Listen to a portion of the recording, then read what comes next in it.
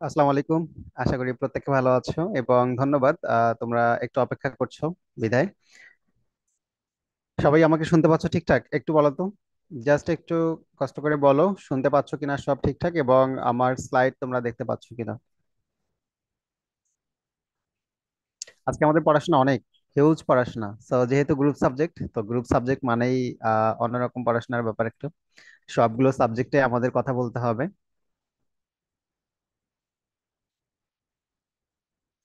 সব ঠিকঠাক? ওকে ওকে। তাহলে সব যদি ঠিকঠাক থাকে আমরা আর অপেক্ষা করবো কেন, তাই না? আচ্ছা, আমাদের পরীক্ষা যেহেতু একদম কাছে, এই জন্য আমি একটু জাস্ট বলে নিই। আমাদের আজকের এই ক্লাসের মধ্যে বিশেষ করে আমি যেগুলো তোমাদেরকে দেখানোর ট্রাই করছি সেটা আগে বলে নিই তোমাদেরকে। প্রত্যেকটা সাবজেক্টের জন্য আমাদের যেহেতু হিউম্যানিটিজে আমাদের অনেকগুলো কোর্স, অনেকগুলো সাবজেক্ট থাকে গ্রুপের। সেক্ষেত্রে আমাদের ইতিহাস, ভূগোল, পৌরনীতি, তারপরে হচ্ছে অর্থনীতি মানে ইকোনমিক্স, এরপরে হচ্ছে ইসলামিক ইতিহাস আছে, ইসলামের ইতিহাস আছে। এরপরে হচ্ছে ইসলাম শিক্ষাও আছে অনেকের জন্য। এরপরে যুক্তিবিদ্যা আছে, তাই না? অনেকগুলো সাবজেক্ট। তো তারপরে আমি ট্রাই করেছি তোমাদেরকে প্রত্যেকটার মানে সবারই কম বেশি আছে, আবার গার্হস্থ্য আছে অনেকের জন্য। তো আমি ট্রাই করেছি তোমাদেরকে বিগত সালের যতগুলো প্রশ্ন এসেছিল, অনেকের কাছে প্রশ্ন ব্যাংক নাই এটা আমি জানি, আর যাদের কাছে আছে খুবই ভালো, যাদের কাছে নাই আরো ভালো। তো ভয়ের কিচ্ছু নাই, আমি ট্রাই করেছি হচ্ছে তোমাদেরকে প্রত্যেকটা সাবজেক্টের উপর, কৃষিও আছে তাই না? আচ্ছা, তো প্রত্যেকটা সাবজেক্টের উপর তোমাদেরকে আমার এখানে অনেকগুলো প্রশ্ন শো করব, অনেকের হয়তো অনেকগুলোর ব্যাখ্যাও থাকবে। তো তোমরা অবশ্যই অবশ্যই দেখে নেওয়ার ট্রাই করবা যে এবং সাজেশন বলতে এখান থেকেই তোমরা দেখবা যে অনেকগুলো প্রশ্ন কমন এসে গেছে। আর কিছু কিছু প্রশ্ন আছে যেটা আমাদের চেঞ্জ হয়, সময়ের সাথে সাথে প্রশ্নটা চেঞ্জ হয়। তো সেই চেঞ্জের যে ব্যাপারটা, এই প্রশ্ন চেঞ্জ গুলো আমি তোমাদেরকে একটু দেখিয়ে দিব যে আসলে কিরকম প্রশ্ন হতে পারে। তো এটা তোমরা দেখলেই বুঝতে পারবা। হয়তো কিছু জরিপের ব্যাপার থাকে, হ্যাঁ, কিছু পরিসংখ্যানের ব্যাপার থাকে, এই পরিসংখ্যানগুলো কিন্তু সময়ের সাথে সাথে চেঞ্জ হয়ে যায়। ইউটিউবে যারা আছো, ক্লাস দেখা যাচ্ছে না, ক্লাস দেখা যাবে। ইউটিউবে ক্লাস দেখা যাবে, হ্যাঁ। চলে আসো, ক্লাস ক্লাস সব দেখা যাবে, আমরা চলে যাই। তো আজকে মূলত আমি এতটুকু চাবো, তোমরা মোটামুটি যেহেতু ধৈর্যের পরিচয় দিয়েছো, আর একটু ধৈর্য ধরে থাকবা, তাহলে তোমাদের সাথে আমার ক্লাসটা আরো সুন্দরভাবে কমপ্লিট হবে। তো প্রথমত আমরা একটু পৌরনীতি নিয়ে কথা বলি। পৌরনীতিতে আমাদের অনেক স্টুডেন্ট, ম্যাক্সিমাম স্টুডেন্টেরই হচ্ছে পৌরনীতি আছে। তো পৌরনীতি থেকে কিরকম প্রশ্ন এসেছিল, এটা 14-15 সালের হচ্ছে প্রশ্নগুলো। অ্যান্ড এইখান থেকে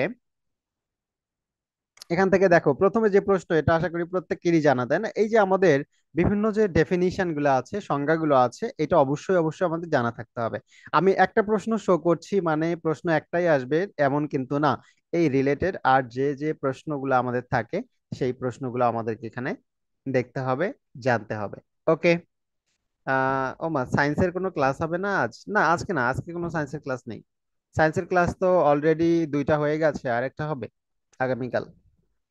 দেখো, এখানে বলছে নাগরিকতার সাথে জড়িত সকল প্রশ্ন সম্পর্কে যে শাস্ত্র আলোচনা করে তাই পৌরবিজ্ঞান বলছে আর কি। তো এটা কার উক্তি? এটা হচ্ছে F.I. প্লাউডের উক্তি। এখন এর ফাঁকে ফাঁকে হচ্ছে আমাদের ইএম ফস্টার আছে, হোয়াইট আছে, ফ্রেডরিক জেমস গন্ডো আছে, এরপরে হচ্ছে আহ অ্যারিস্টটল আছে, মানে তোমাদের যত স্কলার আছে পৌরনীতিতে বলো, তারপরে হচ্ছে আমাদের পৌরনীতি সুশাসন, এই যে এগুলোতে যতগুলো আমাদের স্কলার আছে তাদের ব্যাপারগুলো তোমাদের জানতে হবে। এন্ড দেন তোমরা দেখো এখানে অ্যারিস্টটলের মতে সর্বোত্তম সরকার ব্যবস্থা কোনটি? এটা আশা করি তোমরা জানো, এবং যারা জানো না তাদের জন্য এখানে একটু ব্যাখ্যাও অ্যাড করে দেওয়া আছে। দেখো, আমি চাইলে হচ্ছে শুধু প্রশ্ন শো করে যাইতে পারতাম, বাট পরে তোমাদের হাতে এমনিতে সময় কম, প্লাস হচ্ছে তোমাদের ওই প্রশ্নের উত্তরগুলো খুঁজতে গিয়ে মানে আরো সময় লাগতো, এই জন্য আমি একদম প্রশ্নের উত্তরগুলো তো সাথে দিয়েছি, পাশাপাশি কিছু কিছু প্রশ্ন যেখানে তোমাদের হয়তো মানে বিভ্রান্ত হতে পারো তোমরা, সেই জায়গাগুলোতে ব্যাখ্যাও ইনক্লুড করা আছে। ঠিক আছে, যা করছি তোমাদের ভালোর জন্যই, তোমাদের মঙ্গলের জন্যই, এবং তোমরা ক্লাস শেষ করে আমার এই পুরো স্লাইডটা হাতে পেয়ে যাবা। এখন যতটুকু তোমরা মনোযোগ দিবা, ক্লাস শেষে তোমরা যখন স্লাইডটা পড়বা তখন দেখবা যে তোমরা মোটামুটি একটা সাজেশন টাইপ পেয়ে গেছো। সো যেটা তোমাদের জন্য অনেকটাই কাজে লাগবে। দেখো, তাহলে এরিস্টটলের মতে সর্বোত্তম সরকার ব্যবস্থা হচ্ছে পলিটি, এটাকে বলে পলিটি। পলিটি হচ্ছে একটা মিশ্রিত সরকার ব্যবস্থা, মানে কি এটা হচ্ছে আমাদের মিশ্রিত বলতে হাইব্রিড বলি আমরা, তাই না? হাইব্রিড মানে সবগুলোর ভালো ভালো থেকে যেটা নেয়া, এইটাই। যে রাজতন্ত্রও আছে এখানে, অভিজাততন্ত্রও আছে, গণতন্ত্রও আছে, সবগুলো দিক একত্রিত করা হয়েছে, মানে যেটা যেটা পছন্দ হয়েছে সেটা করে নিয়ে এটাই হচ্ছে পলিটি। ওকে, দেন এবার তোমরা লক্ষ্য করো মার্কিন যুক্তরাষ্ট্রের আইনসভার নাম। এটা প্রশ্ন তুমি জাস্ট একটু লিখে রাখো, এই প্রশ্নটা আসবে। এই প্রশ্নটা যদি নাও আসে তারপরেও ব্যাখ্যা থেকে আসবে। কি ব্যাখ্যায় আছে? মার্কিন যুক্তরাষ্ট্রের আইনসভার নাম কংগ্রেস, এটা যে সবাই জানো, এটা আমি এই ব্যাপারটা নিয়ে মোটামুটি ওয়াকিবহাল। অ্যান্ড দেন হচ্ছে আমাদের কি বলছে, এটি একটি দ্বিকক্ষ বিশিষ্ট আইনসভা, যার উচ্চ কক্ষ সিনেট এবং নিম্ন কক্ষ হাউস অফ রিপ্রেজেন্টেটিভ নামে পরিচিত। এই জায়গা থেকে প্রশ্ন মাস্ট। এখন মনে হতে পারে এটা তো আমার হচ্ছে জিকে তেও যায়, হ্যাঁ জিকে তেও এই প্রশ্ন হতে পারে, যারা সায়েন্সের আছে কিংবা কমার্সের আছে তাদেরও এই প্রশ্ন যদি আসে, তবু আমি মানে কি বলি যে সংশয় বা দ্বিধার মধ্যে থাকবো না, কারণ এই প্রশ্ন একই সাথে পৌরনীতির পাশাপাশি আমার জিকে তেও কিন্তু যায়। তার মানে এই প্রশ্নটা তোমরা একটু মার্ক করে রাখো, এটা খুবই তোমাদের জন্য ইম্পর্টেন্ট। সিনেট আর হচ্ছে হাউস অফ রিপ্রেজেন্টেটিভ। এবং চাইলে এখান থেকে হচ্ছে ইলেকটোরাল কলেজ বা ইলেকটোরাল ভোট যে হয়, তো যুক্তরাষ্ট্রে এই কলেজের সংখ্যা কতটা, কতটা ভোট পাইলে হচ্ছে ওই দল জিতে যায়, এই ব্যাপারগুলো নিয়ে তোমরা একটু করে জেনে নিতে পারো। এরপর চলে আসো কি আছে, ক্ষমতা স্বতন্ত্রীকরণ নীতির প্রবক্তা কে? ক্ষমতা স্বতন্ত্রীকরণ নীতি, রুশো, তাই না? রুশো। অ্যান্ড দেন ইচ্ছা নয়, সরি শক্তি নয় ইচ্ছাই রাষ্ট্রের ভিত্তি। শক্তি নয় ইচ্ছাই রাষ্ট্রের ভিত্তি, এই উক্তিটা কে করেছেন? TH green. টিএইচ গ্রিনের কিন্তু আরো অনেকগুলো উক্তি আছে, এবং অনেক সুন্দর সুন্দর উক্তি হচ্ছে টিএইচ গ্রিন দিয়েছিলেন। সো টিএইচ গ্রিনের যে কোনো উক্তি তোমাদের জন্য ইম্পর্টেন্ট, একটু ভালো করে তোমরা পড়ে নিবা এগুলা। ওকে, এরপর কি আছে, চিরস্থায়ী বন্দোবস্ত। এটাও তোমরা একদম স্টারমার্ক করে রাখবা যে এই প্রশ্নটাও আসতে পারে, কারণ এই প্রশ্নগুলো আসতে কখনো কোনো সময় লাগে না, কোনো শিক্ষাবর্ষ লাগে না, এই প্রশ্ন যে কোনো সময় আসতে পারে। ওকে, সো এই প্রশ্নটা যে কোনো সময় আসতে পারে। হ্যাঁ, তোমাদের সাধারণ জ্ঞান, আমি একটু বলি তোমাদেরকে, সাধারণ জ্ঞান প্রত্যেক ডিপার্টমেন্টের জন্য, প্রত্যেক কোর্স ইয়ার জন্য, স্টুডেন্টদের জন্য, যে তোমাদের সাধারণ জ্ঞান কোথা থেকে প্রশ্ন আসবে, বাংলাদেশ ইন্টারন্যাশনাল সাম্প্রতিক কোথা থেকে আসবে? তোমাদের আসবে হচ্ছে বাংলাদেশ থেকে, তবে দুই একটা সাম্প্রতিক অ্যাড হতে পারে, কিন্তু ইন্টারন্যাশনাল থেকে আসবে না। আমাদের মানে কোর্সের মধ্যে লাস্টে তোমাদের একটা ক্লাস দেওয়া আছে, তাই না, ইন্টারন্যাশনাল। সো এটা এমনিতেই রাখা হয়েছিল, বাট ওই সময় এমনিতেও তোমাদের আগের দিন ক্লাস করার দরকার নেই, আর ইন্টারন্যাশনাল ক্লাস প্রয়োজনও তোমাদের নেই। ওকে, সো তোমাদের হচ্ছে, তোমাদের প্রশ্ন হবে শুধু বাংলাদেশ থেকে, বাংলাদেশ থেকে প্রশ্ন হবে। আচ্ছা, ইউটিউবে যারা আছো তারা কি স্পষ্ট কি শুনতে পাচ্ছ না বলো তো? আমার কথা ক্লিয়ার শুনতে পাচ্ছ না, নাকি হচ্ছে তোমাদের মানে লেখা বা হচ্ছে আমার স্লাইড ভালো দেখতে পাচ্ছ না, কোনটা? ইউটিউবে যারা আছো, জুমে কোনো সমস্যা হচ্ছে কারো? জুমে একটু রেসপন্স করো তো, কারো কোনো সমস্যা হচ্ছে? না, জুমে সমস্যা হচ্ছে না তো, আর সমস্যা হওয়ার কথা না।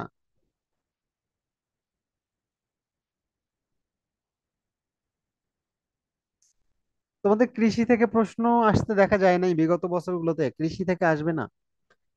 কৃষি থেকে সমস্যা নেই। ওমা ভাইয়া, দেখা যায় না? কি দেখা যায় না? আমি তো দেখতেছি, আমার সাথে তো তোমাদের কমেন্টও দেখা যাচ্ছে, আমি তো দেখতেছি ইউটিউবে। আমাকে দেখা যায় না হয়তো, এইটাই, এর বাইরে আর কিছু না।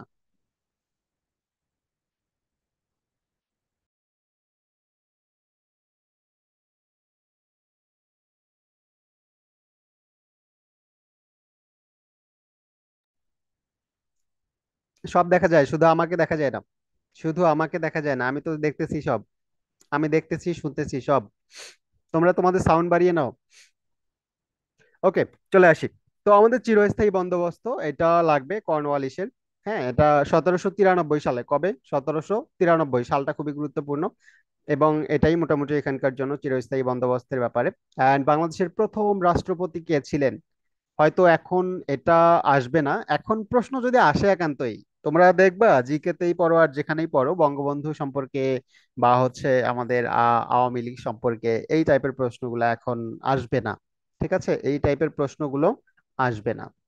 তো এখানে রাষ্ট্রপতির জায়গায় হতে পারে প্রথম আহ অস্থায়ী রাষ্ট্রপতি কে ছিলেন। অস্থায়ী রাষ্ট্রপতি হলে তখন কি হবে, সৈয়দ নজরুল ইসলাম। বাট এইখানে হচ্ছে বঙ্গবন্ধু শেখ মুজিব। এরপর গণপ্রজাতন্ত্রী বাংলাদেশের সংবিধানে অনুচ্ছেদ আছে কতটি, এইটা নিয়েই হচ্ছে তোমাদের পড়াশোনা। তো অনুচ্ছেদ তোমাদের জানতে হবে, এবং অনুচ্ছেদের পাশাপাশি আর কি কি জানতে হবে দেখো। গণপ্রজাতন্ত্রী বাংলাদেশের সংবিধানে প্রস্তাবনা কতটি আছে, কতটি অংশে বিভক্ত করা হয়, মানে কতটি ভাগ আছে, অনুচ্ছেদ কতটি এবং তফসিল কতটি, এবং পাশাপাশি সংবিধান কার্যকর করা হয় কত সালে। এই প্রশ্নগুলা তোমাদের লাগবে, তোমাদের যেখান থেকে পড়তে হবে, মানে যেখানে এক্সট্রা পড়তে হবে সেখানে আমি ইন্ডিকেট করে দিয়েছি তোমাদেরকে, একদম ব্যাখ্যার মধ্যে দেওয়া আছে। সো তোমরা অবশ্যই অবশ্যই ব্যাখ্যা থেকে একটু ভালো করে দেখে নিবা, তাহলেই তোমাদের কাছে আর কোনোভাবেই সমস্যা হবে না। ওকে। অ্যান্ড বাংলাদেশের সংবিধানে এই যাবৎ কালে কতগুলো সংশোধনী আনা হয়েছে দেখো, এইটা আমরা পড়তেছি কিন্তু 14-15 সেশনের প্রশ্ন। তার মানে সেখানে কিন্তু তোমার বর্তমানে 17টা, বাট ওইখানে 17টা থাকবে না, ওখানে অপশনে হয়তো 17 নাই। এবং যদি 17 থাকে এখন হয়তো আপডেট করা হয়, বুঝছো। সো আপডেট প্রশ্ন আর তখনকার প্রশ্ন সেম না, এই জন্য তোমাদেরকে আপডেট ইনফরমেশনটা জেনে রাখতে হবে, এই জন্য এখানে ব্যাখ্যা সহ সুন্দর করে দেয়া আছে।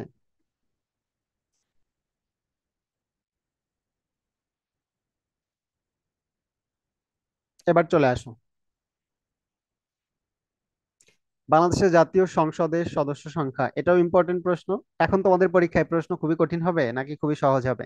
প্রশ্ন কঠিন বা সহজ কিছুই হবে না, প্রশ্ন স্ট্যান্ডার্ড হবে, যেহেতু তোমাদের এখানে গ্রুপ সাবজেক্টের উপর 40 মার্কস।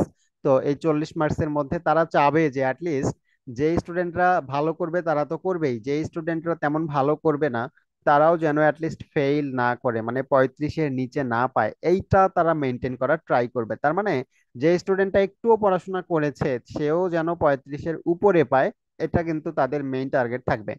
সো তারা কখনোই চাবে না যে তুমি একদম ফেল করে বসে থাকো। সো তাদেরকে তো সিট দিতে হবে, তাই না?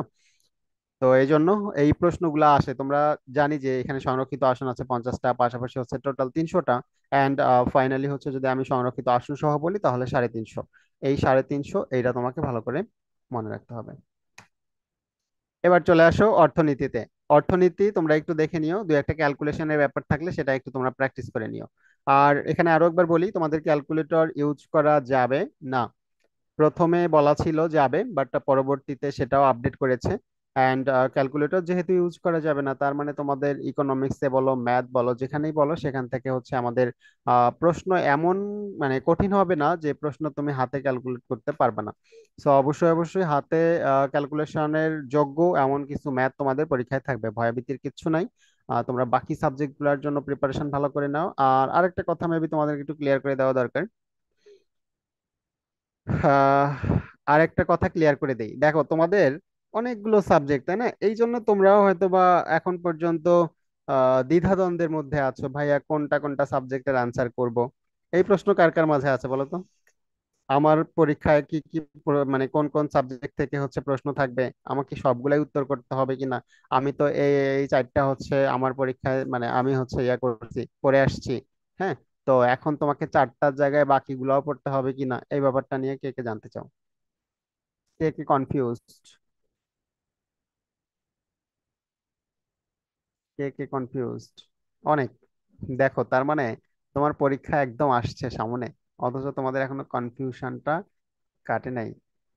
তো এই কনফিউশনটা কাটার জন্য আমি একটু বলি, তোমরা যে সাবজেক্টে পড়াশোনা করেছো, যে যে সাবজেক্ট তোমার মাঝে ছিল, তো তুমি যেগুলো নিয়ে পড়েছো গ্রুপে, গ্রুপ সাবজেক্টের ক্ষেত্রে, তো সেগুলোর মধ্যেই থাকবে, এবং ওখানে সব থাকবে।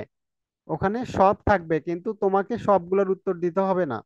তুমি যেগুলো পড়ছো শুধু তুমি সেগুলোর মধ্যে উত্তর করবা। এই দিক থেকে সায়েন্সে কোনো ঝামেলা নাই, কারণ সায়েন্সের হচ্ছে সাবজেক্টই টোটাল 4টা। এই 4টার মধ্যে এক 4টা বা হচ্ছে 5টা অনেক জায়গায়, তো বাট সেটা খুব কম, 4টাই থাকে, তার মানে ওদের আর এই মাথা ব্যথাটা নাই। ওকে। সো তোমরা কি করবা, তোমাদের 4টার মধ্যে 3টা আনসার করতে হবে, মানে সায়েন্সের মতোই, আহ, কিংবা প্রশ্নের উপর ইয়া করবে, বাট তোমাকে তোমার যেগুলো পড়ার মধ্যে ছিল, তুমি যেগুলো পড়েছো, তুমি ভর্তির সময় যেগুলো মার্ক করেছো, সো এগুলোর বাইরে তোমার আর কিছু আনসার করতে হবে না। এইটুকু ক্লিয়ার বলো? আমি এই প্রশ্নটা দেখতে পাচ্ছি অনেক ঘোরাঘুরি করতেছে। এটা ক্লিয়ার তোমরা? তুমি যা পড়ছো সেগুলোর মধ্যেই তোমাকে উত্তর করতে হবে, ওখানে তো ইয়া থাকবে, সাবজেক্ট ওয়াইজ থাকবে না, এবং ওইভাবেই হচ্ছে আমাদের ওএমআর এর মধ্যে মিশাইতে হবে। তো এই ভুল ভুল আবার করিও না।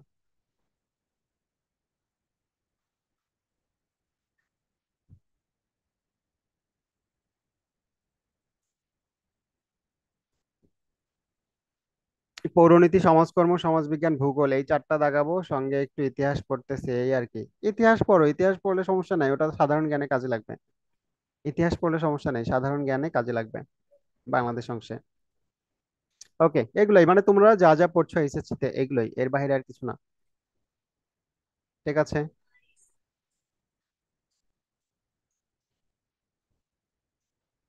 4টা থেকে 3টা আনসার করতে হবে কখন? 4টা থেকে তোমার হচ্ছে কম্পালসারি, আর হচ্ছে additional subject, fourth subject. Fourth subject তো তোমার হচ্ছে আহ কৃষির ব্যাপারটা এখানে আসে না, কৃষি থেকে কখনো প্রশ্ন আসে নাই, সো কৃষির কথা বলতেছি না। অ্যান্ড তোমরা হচ্ছে ফোর্থ সাবজেক্ট মিলে তোমাদের 4টা, এটার মধ্যে তুমি চাইলে ফোর্থ সাবজেক্ট অথবা অন্য একটা সাবজেক্ট আনসার করতে পারবা, টোটাল হচ্ছে এইভাবেই 3টা। ওকে। হ্যাঁ, পরিসংখ্যান থাকবে। পরিসংখ্যান তো অনেকের আছে, যুক্তিবিদ্যা আছে অনেকের, ইসলামের ইতিহাসও আছে, সবই সাবজেক্ট, সবই হচ্ছে থাকবে এখানে।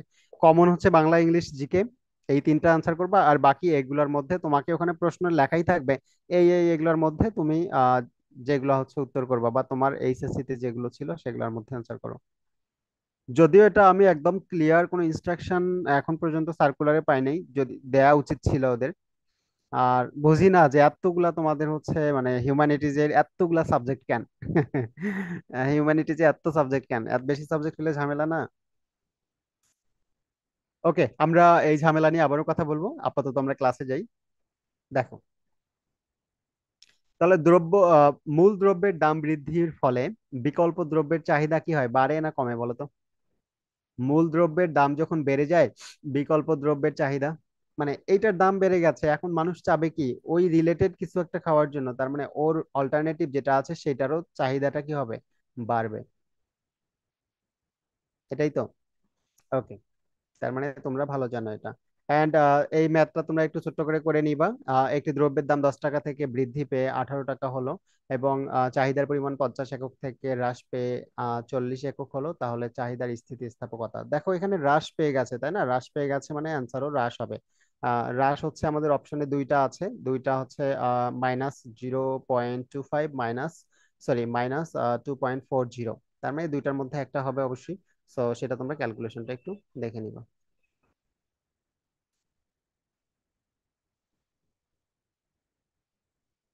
ওকে, এবার কি বলছে, নিচের কোনটি পরোক্ষ করের উদাহরণ? প্রত্যক্ষ কর আর পরোক্ষ কর, আমরা যে ট্যাক্স দেই, ট্যাক্স। আর আরেকটা কি বলি আমরা, ভ্যালু অ্যাডেড ট্যাক্স বলি না আমরা, মূল্য সংযোজন কর। এই যে এটা লাস্টেরটা, এটা হচ্ছে পরোক্ষ কর, মানে আমরা যে দিচ্ছি, আমি যাই কিনতেছি আমি এটার উপর কর দিচ্ছি। আহ ওটা অটোমেটিকলি হচ্ছে মূল্য নির্ধারণ করে যখন, তখনই হচ্ছে এখানে ট্যাক্স দিয়ে দেয়। বাট আমরা মনে করতেছি না যে আমরা আসলে ট্যাক্স দিতেছি, প্রত্যেকটা জিনিসে চকলেট থেকে শুরু করে সবকিছুতে আমরা ট্যাক্স দেই। এটাই হচ্ছে আমাদের আহ এটাকে বলি আমরা ভ্যাট, ভ্যালু অ্যাডেড ট্যাক্স, মানে মূল্য সংযোজন কর। এগুলো তোমরা একটু পড়বা। নিচের কোনটি কেন্দ্রীয় ব্যাংকের কাজ নয়? এই যে আমাদের ব্যাংক ব্যবস্থার ক্ষেত্রে যদি যাই, কেন্দ্রীয় ব্যাংক মানে সেন্ট্রাল ব্যাংক, সেন্ট্রাল ব্যাংকের আসলে কাজ কোনগুলা, আর সেন্ট্রাল ব্যাংকের কাজ নয় কোনগুলা, কোনগুলা আঞ্চলিক ব্যাংকের কাজ, তারপরে হচ্ছে কোনগুলা হচ্ছে অন্যান্য স্বায়ত্তশাসিত ব্যাংকের কাজ, কোনটা প্রাইভেট ব্যাংকের কাজ। এই যে ব্যাংকের যে কার্যাবলীগুলো আছে তোমরা অ্যাটলিস্ট এগুলো সম্পর্কে আইডিয়া রাখো। আচ্ছা, আমাকে একটু বলো তো, এই যে টাকা যে ছাপায়, টাকা ছাপায় নোট, এই নোটগুলো ছাপায় কোথা থেকে, কোন ব্যাংক? এগুলা কোথা থেকে ছাপায়?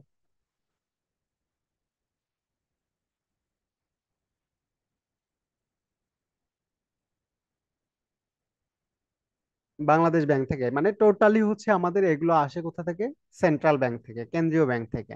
কেন্দ্রীয় ব্যাংক থেকে আসে নোট প্রচলন। এখানে প্রশ্ন বলছে নিচের কোনটি কেন্দ্রীয় ব্যাংকের কাজ নয়, তোমাকে আগে দেখতে হবে নয় বলছে নাকি হয় বলছে। সো কেন্দ্রীয় ব্যাংকের কাজ নয় কোনটি? নোট প্রচলন করা এটা কেন্দ্রীয় ব্যাংকের কাজ। ঋণ নিয়ন্ত্রণ করা এটাও কেন্দ্রীয় ব্যাংকের কাজ। ব্যক্তি পর্যায়ে ঋণ দান বিবেচনায় থাকলো। নিকাশ ঘর পরিচালনা। হ্যাঁ। তো এটাও হচ্ছে কেন্দ্রীয় ব্যাংকের কাজ, মানে দিন শেষে হিসাব নিকাশ যা আছে এটাকে বলা হয় হচ্ছে ক্লিয়ারিং হাউস বলে এটাকে। সো এইটাও কাজ হচ্ছে কেন্দ্রীয় ব্যাংকের, কিন্তু কেন্দ্রীয় ব্যাংকের কাজ নয় কোনটি? ব্যক্তি পর্যায়ে ঋণ দান, এটা কাদের কাজ? এটা হচ্ছে বিভিন্ন প্রাইভেট ব্যাংকগুলোর কাজ, বিভিন্ন আঞ্চলিক ব্যাংকগুলোর কাজ। এটা হচ্ছে ব্যক্তি পর্যায়ে ঋণ দান করা। তার মানে এইটাই হচ্ছে আমাদের কেন্দ্রীয় ব্যাংকের নয়। সো কাজ কোনগুলো এবং কোনগুলো কাজ নয় এটা একটু আসার সম্ভাবনা আছে যারা ইকোনমিক্স থেকে এখানে আছো। অটোমোবাইলস এর দাম বাড়লে অকটেনের চাহিদা রেখার কি পরিবর্তন হতে পারে বলো তো? এখানে ওই যে আমাদের কার্ভ, কার্ভ হচ্ছে বা সংখ্যা রেখা, এই যে চাহিদার যে রেখা, এগুলো ডানে শিফট করে কখনো বামে শিফট করে কখনো। এখন এই যে অটোমোবাইলস এর যখন দাম বাড়ে তার মানে এর অকটেনের সাথে চাহিদাটা কিরকম? এটা যখন দাম বাড়বে তার মানে তুমি কিনতে চাচ্ছ না, তখন কি হবে? অকটেনের চাহিদাটা কি হবে? কমে যাবে। কমে যাওয়া মানে বামে শিফট করাই তো। আমার চেয়ে তোমরা এটা ভালো জানো। ওকে। দ্য ওয়েলথ অফ নেশনস বইটি কে লিখেছেন? দ্য ওয়েলথ অফ নেশনস বইটি লিখেছেন আমাদের অ্যাডাম স্মিথ, যাকে বলা হয় কি অর্থনীতির জনক, আর বাংলাদেশে হচ্ছে দুর্নীতির জনক। তো এটা হচ্ছে আমাদের,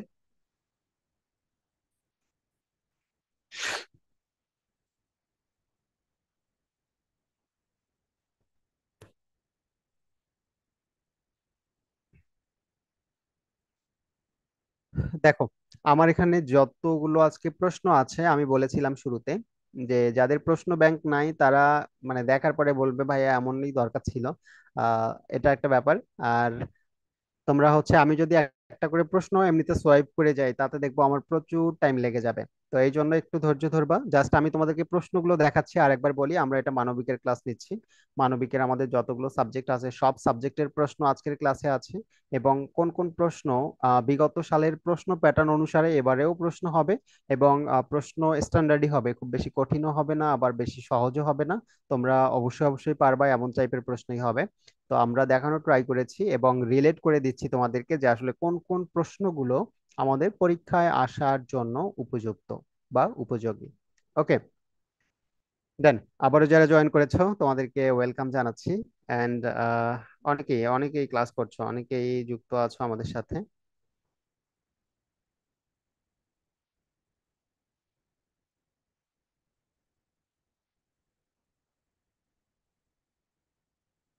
ওকে, ডান। তাহলে আমরা এটা পারলাম কার ব্যাপারে? এটা হচ্ছে আমাদের অ্যাডাম স্মিথের ব্যাপারে। নিচের কোন স্টেটমেন্টটি স্বল্প মেয়াদের জন্য সঠিক? স্বল্প মেয়াদী প্রকল্প আছে, দীর্ঘ মেয়াদী আছে, সো এখানে আমাদের কোন স্টেটমেন্টটি সঠিক? দেখো মোট খরচ, মোট খরচ সমান কি? পরিবর্তনশীল খরচ প্লাস স্থির খরচ। অনেকে হয়তো বিরক্ত হতে পারো মাঝে মাঝে গিয়ে কোথায়, যে আমার তো ইকোনমিক্স নাই, আমি কেন হচ্ছে ক্লাস করতেছি? এখানে সবই আছে, সব আছে। এবং তোমাদেরকে সবগুলা একটু দেখে নাও, একটু দেখে নিলে হয়ে যাবে, তোমাদেরকে যেহেতু পড়তে হবে না। বাট যদি একান্ত ওখান থেকে দু একটা প্রশ্ন এসেও যায় তারপরেও পারবা। 14-15 অর্থ বছরে, এই যে এই প্রশ্নটার কথা বলছিলাম, এই প্রশ্নটা আমরা বিগত সালগুলোতে প্রত্যেকটা সেশনের মধ্যেই পেয়েছিলাম। এবং বাজেট যেহেতু প্রতি বছরই পাস হয় এখানে, তো 14-15, তারপরে হচ্ছে 15-16 17-18 19 20 এইভাবে। এখন মনে করো 24-25 বা 25-26 এইভাবে যতগুলো অর্থ বছর আছে তোমাদেরকে এই যে রিসেন্টটা তোমাকে জানতে হবে। এখন তো আর 14-15 বা হচ্ছে 18-19 এগুলো আসবে না, তাই না? তার মানে এইটা সবসময় আপডেট হয়। But question pattern same, question pattern same, কিন্তু আপডেট হবে। এখন তুমি কি করবে? জাস্ট এই প্রশ্নটা একটু নোট করে রাখো এবং এটা তুমি সার্চ করবা যে 24-25 অর্থ বছরে, না তো 25-26 অর্থ বছরে, বা 24-25, 24-25, 25-26 এই দুটো একটু দেখে নাও যে বাংলাদেশ সরকারের বাজেটের আকার কেমন বা কত কোটি টাকা। এটা একটু তোমরা দেখে নিবা। ওকে, এটা একটু নিজ দায়িত্বে দেখে নিতে হবে। কিছু কিছু জিনিস আছে, কি জানি বলে, সব কথা বলে না হৃদয়। হ্যাঁ। তো কিছু কিছু জিনিস নিজে নিজে থেকে হচ্ছে দেখে নিতে হয়। এবার লক্ষ্য করো, নিচের কোনটি চাহিদার নির্ধারক নয়? চাহিদার নির্ধারক নয় কোনটি? তোমরা এমনিতেই বুঝতে পারতেছো অপশন দেখেই। অ্যান্ড উৎপাদন সম্ভাবনা রেখা, উৎপাদন সম্ভাবনা রেখা কোনটা? নিম্নগামী, ঊর্ধ্বগামী, ভূমির সমান্তরাল, নাকি লম্বের সমান্তরাল? ভূমির সমান্তরাল, তারপরে হচ্ছে ভূমির সাথে লম্ব, কোনটা? এটা হচ্ছে সবসময় কি হয়? উৎপাদন সম্ভাবনা রেখা নিম্নগামী হবে। এবার আমরা যাচ্ছি সমাজবিজ্ঞান। কার কার সমাজবিজ্ঞান আছে একটু দেখতে চাই। সমাজবিজ্ঞান যদি খুব বেশি স্টুডেন্টের না থাকে তাহলে এটা স্কিপ করে যাই, কারণ তোমরা দেখতে পারবা, তোমরা হচ্ছে যখন স্লাইডটা হাতে পাবা, স্লাইড হাতে পাওয়ার পরে তোমরা দেখতেই পারবা। আছে কারো সমাজবিজ্ঞান? সমাজবিজ্ঞান আছে? দেখো, এই জন্য বলছিলাম আমাদের প্রত্যেকটা স্টুডেন্টই আছে যে যার কোনো না কোনো সাবজেক্ট আছে। আচ্ছা, অনেকেরই আছে, আমরা একটু দেখে নিই। হ্যাঁ, সমাজবিজ্ঞান থেকে কি আছে, সোসিওলজি বলি। এবং আমি একটা কথা তোমাদেরকে বলি এখানে, তোমরা যে এইচএসসি তে যখন পড়ো অনেকে হয়তো জানো না যে তোমাদের আসলে কোন কোন সাবজেক্টের উপর আলাদা ডিপার্টমেন্টই আছে ভার্সিটিতে। সো ভার্সিটিতে সমাজবিজ্ঞান মানে হচ্ছে আমাদের এই যে সোসিওলজি বলি, সো সোসিওলজির জন্য অনেক বড় একটা ডিপার্টমেন্ট আছে প্রত্যেক ভার্সিটিতে বাংলাদেশের। এটার জন্য আলাদা একটা ডিপার্টমেন্টই আছে।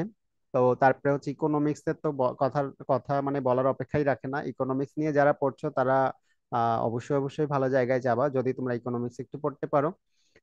তারপরে হচ্ছে political science, Islamic history and culture, Islamic history, এগুলো নিয়ে আলাদা আলাদা সুন্দর সুন্দর ডিপার্টমেন্ট আছে সব ভার্সিটিতেই, এবং ন্যাশনালে তো আছেই। ঠিক আছে। দেখো, সোসিওলজি প্রত্যয়টি কে প্রথম ব্যবহার করেন, মানে এই শব্দটা প্রথম ব্যবহার করে কে, প্রথম ব্যবহার করে হচ্ছে অগাস্ট কোত। অগাস্ট কোতকে তার সম্পর্কে নিচে দেয়া আছে, ফরাসি সমাজ চিন্তাবিদ এবং দার্শনিক। ওকে। সমাজের উপরি কোঠায় কি বলছে এখানে, সমাজের উপরিকাঠামোর উপাদান নয় কোনটি? সমাজের উপরিকাঠামোর উপাদান নয় কোনটি, দেখে নিবা সমাজ সম্পর্কে তোমরা হচ্ছে সমাজবিজ্ঞানী। অ্যান্ড নিচের কোনটি প্রাথমিক গ্রুপের উপাদান? প্রাথমিক গ্রুপের উপাদান কোনটি এটা তোমরা একটু দেখে নিবা। এটা হচ্ছে পরিবার, মানে পরিবার থেকেই যেহেতু সবকিছু স্টার্ট হয়, পরিবার থেকেই যেহেতু সবকিছু শুরু হয়, এই জন্য আমরা মূল একক বা মূল ধরি কোনটাকে, এটা হচ্ছে আমাদের পরিবারকে ধরে থাকি। তারপর কি আছে, বুর্জোয়া শব্দটি কোন সমাজ ব্যবস্থার সাথে সম্পর্কিত? বুর্জোয়া, বুর্জোয়া হচ্ছে পুঁজিবাদের সাথে এটা সম্পর্কিত। খানিকটা এটা ইকোনমিক্স এর দিকেও যায়, হয়তো ইকোনমিক্স এর স্টুডেন্টরা কোনো না কোনো ভাবে পুঁজিবাদীর ব্যাপার স্যাপার এগুলোর সাথে যুক্ত, মানে পড়তে পড়তে বুর্জোয়াটাও ওখানে পড়ে নেয়। অ্যান্ড বস্তুগত সংস্কৃতির উপাদান কোনটি? বস্তুগত সংস্কৃতির উপাদান হচ্ছে পরিধেয় বস্ত্র। দেখো, এখানে অপশন দেখলেই বোঝা যায়, আদর্শ, মূল্যবোধ, প্রথা। এই যে আদর্শ মূল্যবোধ সেম সেম জিনিস, তাই না? তার মানে এটা হওয়ার কোনো ইয়া নাই, অপশন নাই। তারপরে যেহেতু বস্তুগত সংস্কৃতি কথা বলছে, তার মানে পরিধেয় বস্ত্র হবে এখানে। তারপর কোনটি সমতা ভিত্তিক সমাজ ব্যবস্থা? সমতা ভিত্তিক সমাজ ব্যবস্থা হচ্ছে, এখানে দেখাই যাচ্ছে, মানে আমাদের এই যে সোসিওলজিতে, সোসিওলজিতে মূলত হচ্ছে আমাদের একদম প্রাচীন যুগ থেকে বর্তমান পর্যন্ত যতগুলো ইয়া আছে সব তো পড়ানো হয়। কখন কোন সমাজ ব্যবস্থা ছিল, কখন কি অবস্থায় ছিল, তারপরে হচ্ছে মানুষের জীবন যাপন, সবকিছু নিয়ে এখানে আলোচনা করা হয়। তো শিকার এবং সংগ্রহ সমাজ, এই ব্যাপারটা, এটা ছিল সমতা ভিত্তিক। সমাজ বিবর্তন তত্ত্বের জন্য কে বিখ্যাত? সমাজে বিবর্তন তত্ত্বের জন্য, বিবর্তন তত্ত্বের জন্য এখানে কে বলতো? Harvard Spencer. আজকে পিডিএফটা দিতে চাচ্ছিলাম না, পিডিএফ এ অনেক কিছু আছে, ইভেন একটা কোশ্চেন ব্যাংকে টোটাল আছে এমন মনে হচ্ছে, অনেকগুলো প্রশ্ন, অনেকগুলো প্রশ্ন।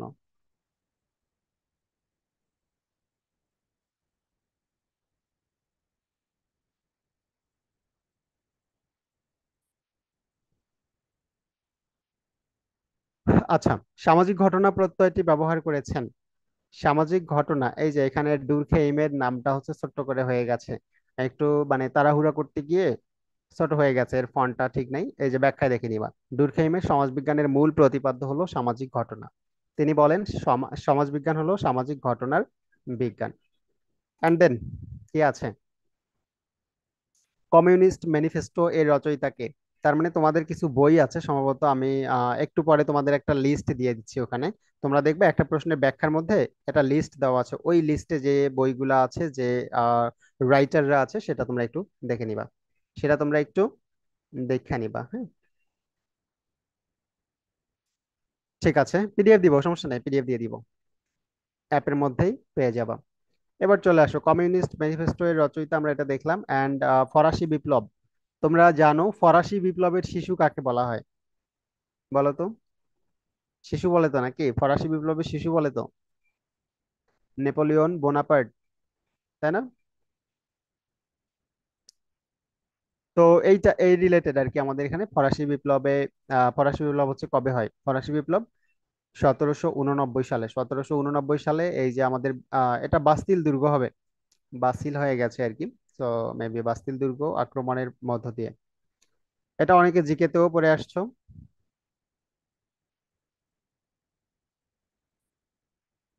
সমাজ কল্যাণ কেউ আছো? সমাজ কল্যাণ সংস্থার কোনো স্টুডেন্ট আছো এখানে? যদি না থাকো এটা স্কিপ করে যাব, কারণ আমি রেখেছি সবার জন্য, কারণ পরে দেখবো যে অনেকে বলবে ভাইয়া আমারটা তো পড়াইলেন না বা আমাদের কোনো কিছু নাই। ও মা, এটাও আছে। সমাজকর্ম, সমাজ কল্যাণ,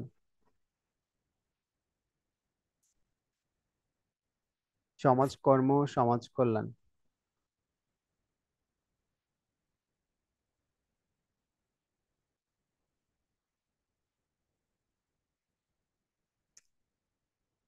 আচ্ছা, একটু দেখে নাও তোমরা জাস্ট এটা সমাজকর্ম, সমাজকর্ম আছে, সমাজকর্ম আছে অনেকগুলো সাবজেক্ট। নিচের কোনটি সনাতন সমাজ কল্যাণ নয়, এটা দেখবা। তারপরে হচ্ছে গার্লস গাইডের মূল মন্ত্র কি? স্কাউট গার্ল গাইডস, এই যে গার্লস গাইডের মূল মন্ত্র হচ্ছে প্রস্তুত থাকো, সব সময় ready, always be ready, prepared.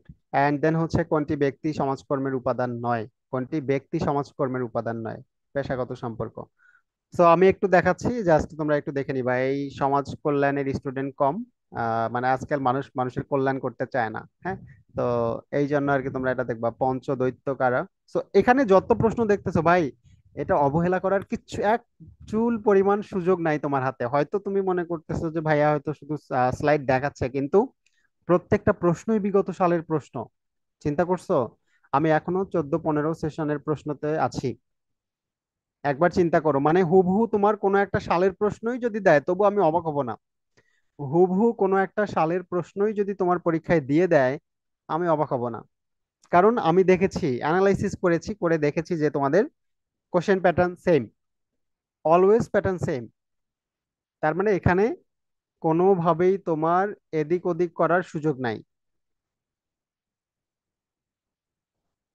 Charity অর্গানাইজেশনের প্রতিষ্ঠাতা এটা কে? হামফ্রেজ গার্ডিন। এবার চলে আসি ইতিহাস। আশা করি ইতিহাসে স্টুডেন্ট প্রচুর। তো ইতিহাস, ইতিহাস রচনা করো। ইতিহাসের জনককে? এটা যে পারবে না তার ইতিহাস নিয়ে আসলে পড়ার দরকার নেই। দ্য হিস্টোরিজ বইটি লেখার জন্য তিনি জনপ্রিয় কে? হেরোডোটাস। অ্যান্ড এটি গ্রিক পার্সিয়ান যুদ্ধগুলোর উপর গবেষণার একটি বিশদ নথি। তো আমরা হচ্ছে অবশ্যই ইতিহাস সম্পর্কে একটু জেনে নিব। অ্যান্ড মহাকাব্য, মহাকাব্য যদিও বাংলায় প্রশ্ন আসে এটা, মহাকাব্য কোনটি? রামায়ণ। তারপরে হচ্ছে বাংলার প্রথম স্বাধীন রাজা, এই প্রশ্নটা একটু ভালো করে তোমরা দেখে নাও। বাংলার প্রথম স্বাধীন রাজা,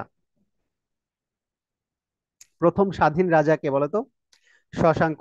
এই যে সর্বপ্রথম, সর্বশেষ, তারপরে সবচেয়ে সফল, এই টাইপের যে প্রশ্নগুলো আছে এটা তোমরা পড়বা। এই যে বাংলার প্রথম এবং প্রথম স্বাধীন ও সার্বভৌম রাজা ছিলেন শশাঙ্ক, তিনি গুপ্ত সম্রাট মহা সেনগুপ্তের অধীনে একজন সামন্ত ছিলেন। শশাঙ্কের রাজধানী কি? এটাও প্রশ্ন আসে। শশাঙ্কের রাজধানী কর্ণ সুবর্ণ।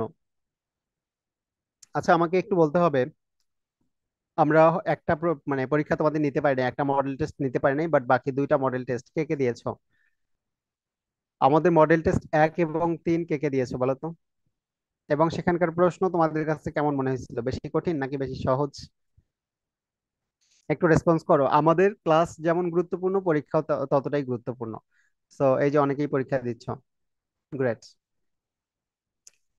আর এটা মনে করিও না যে আমরা ফ্রি দিচ্ছি মানে হচ্ছে তোমাদেরকে এই ফ্রি বলতে ফ্রি, এটা গুরুত্ব নাই এমন কিছুই না। আমরা সব সময় হচ্ছে আমাদের জায়গা থেকে বেস্ট সার্ভিসটুকু দেওয়ার ট্রাই করি। তো সেই দিক থেকে সেই দিক থেকে অবশ্যই অবশ্যই তোমাদের কাছে যেন এইটা মনে না হয় যে ফ্রি নিচ্ছে মানে আমার মনে হয় গুরুত্ব নাই। তোমরা জানো না যে আমাদের আসলে একটা করে পরীক্ষা রেডি করতে কস্টিং কিরকম হয়। আমাদের টিমকে পুরা হচ্ছে পরিশ্রম করতে হয় এখানে। অ্যান্ড ক্লাসের ব্যাপারে তো আছেই। ঠিক আছে। তো অবশ্যই অবশ্যই পরীক্ষা দিবা। আর আমাদের ওখানে যে কোনো সময় পরীক্ষা দেওয়া যায়, প্র্যাকটিস করা যায়। তো তোমরা অবশ্যই অবশ্যই যে কোনো সময় গিয়ে ওখানে প্র্যাকটিস করে নিবা। অ্যান্ড আমি হচ্ছে তোমাদেরকে এই সাবজেক্ট ওয়াইজ সুন্দর করে আরো একটা মানে দিব, স্পেশাল একটা সাজেশন দিব। সেটা হচ্ছে তোমরা, আমার একটা ছোট্ট চ্যানেল আছে তোমরা দেখবা, অনেকে হয়তো ওখানেও ভিডিও দেখে আমাদের এখানে যুক্ত হয়ে গেছো। So Shahin smart study world, হ্যাঁ, এটাতে যাবা। ওখানে গিয়ে তোমরা কালকে সম্ভবত তোমাদেরকে আমি ধারাবাহিকভাবে কয়েকটা সাবজেক্টের এবং সায়েন্সের স্টুডেন্টদের জন্য আমাদের সায়েন্স টিচারদের কাছ থেকে নিয়ে হয়তো কিছু ছোট ছোট ভিডিও আকারে দিয়ে দিব, ওইটা দেখবা। দেখার পরে তোমার মানে ইয়া হবে না, কষ্টও হবে না, পাশাপাশি তোমার পড়াশোনা হয়ে যাবে। ঠিক আছে, ওইটাতে তোমরা একটু দেখে নিবা। আর যারা সাবস্ক্রাইব করো নাই, চাইলে ওখানে করে আসতে পারো। আর আমাদের মেইন চ্যানেল কিন্তু হচ্ছে ভিব্রেনার, যেখান থেকে তোমরা এখন লাইভ ক্লাস করতেছো। এখানে ভিব্রেনার সাবস্ক্রাইব করা লাগবে না, হিউজ সাবস্ক্রাইবার। এবার চলে আসো। তো কালকে মোটামুটি তোমাদেরকে আমি একটা সময় ধরে কালকে আমি তোমাদের ভিডিওগুলো ছোট ছোট করে দেওয়ার ট্রাই করব, তাতে দেখা যাবে তোমাদের অনেকটাই হেল্প হবে। খুবই কম সময়ের মধ্যে তোমাদেরকে সুন্দর করে আমি একটা করে সাজেশন দিয়ে দিব। আসি, তাহলে আমরা এখান থেকে শশাঙ্কের রাজধানীটাও দেখে নিলাম। তিনি ছিলেন প্রথম স্বাধীন এবং সার্বভৌম রাজা, এটাও আমরা দেখে নিলাম, তাই না? অ্যান্ড গুপ্ত সম্রাট যে ছিলেন মহাসেন গুপ্ত, তার অধীনে ছিলেন একজন সামন্ত। দেন পানিপথের প্রথম যুদ্ধ, মোস্ট ইম্পর্টেন্ট কোশ্চেন্স। সো এটা তুমি ইতিহাসের বলো আর পাতিহাসের বলো, যেখানের প্রশ্ন বলো না কেন, জিকে তে এই প্রশ্নটা হিউজ আসে, অনেকবার এসেছে। সো পানিপথের প্রথম যুদ্ধ কখন সংঘটিত হয়, কোথায় সংঘটিত হয়, এটা তোমাদেরকে দেখতে হবে। তাজমহল কোথায় অবস্থিত? তাজমহল যে আহ এই যে এখানে কি লিখছে, আগ্রা হবে না? ভারতের আগ্রা, আগা হয়ে গেছে, ওকে যান। তো একটু দেখে নিবা, একটু মিস্টেক হতে পারে, সিলি মিস্টেক। অ্যান্ড এটা ছিল আমাদের পৃথিবীর সপ্তম আশ্চর্যের একটি, এই স্থাপত্য কর্মটি তাজমহল, শাহজাহানের তাজমহল। তো এরপর মূল্য নিয়ন্ত্রণ পদ্ধতি প্রবর্তন করেন কে? মূল্য নিয়ন্ত্রণ পদ্ধতি প্রবর্তন করেন আলাউদ্দিন খলজি। আলাউদ্দিন খলজি, এটা তোমরা একান্তই এদিকে যারা আছো ইতিহাসে তোমরাই দেখবা। ইংরেজরা বাংলার দেওয়ানি লাভ করে কবে? ইংরেজরা বাংলার দেওয়ানি লাভ করে কবে?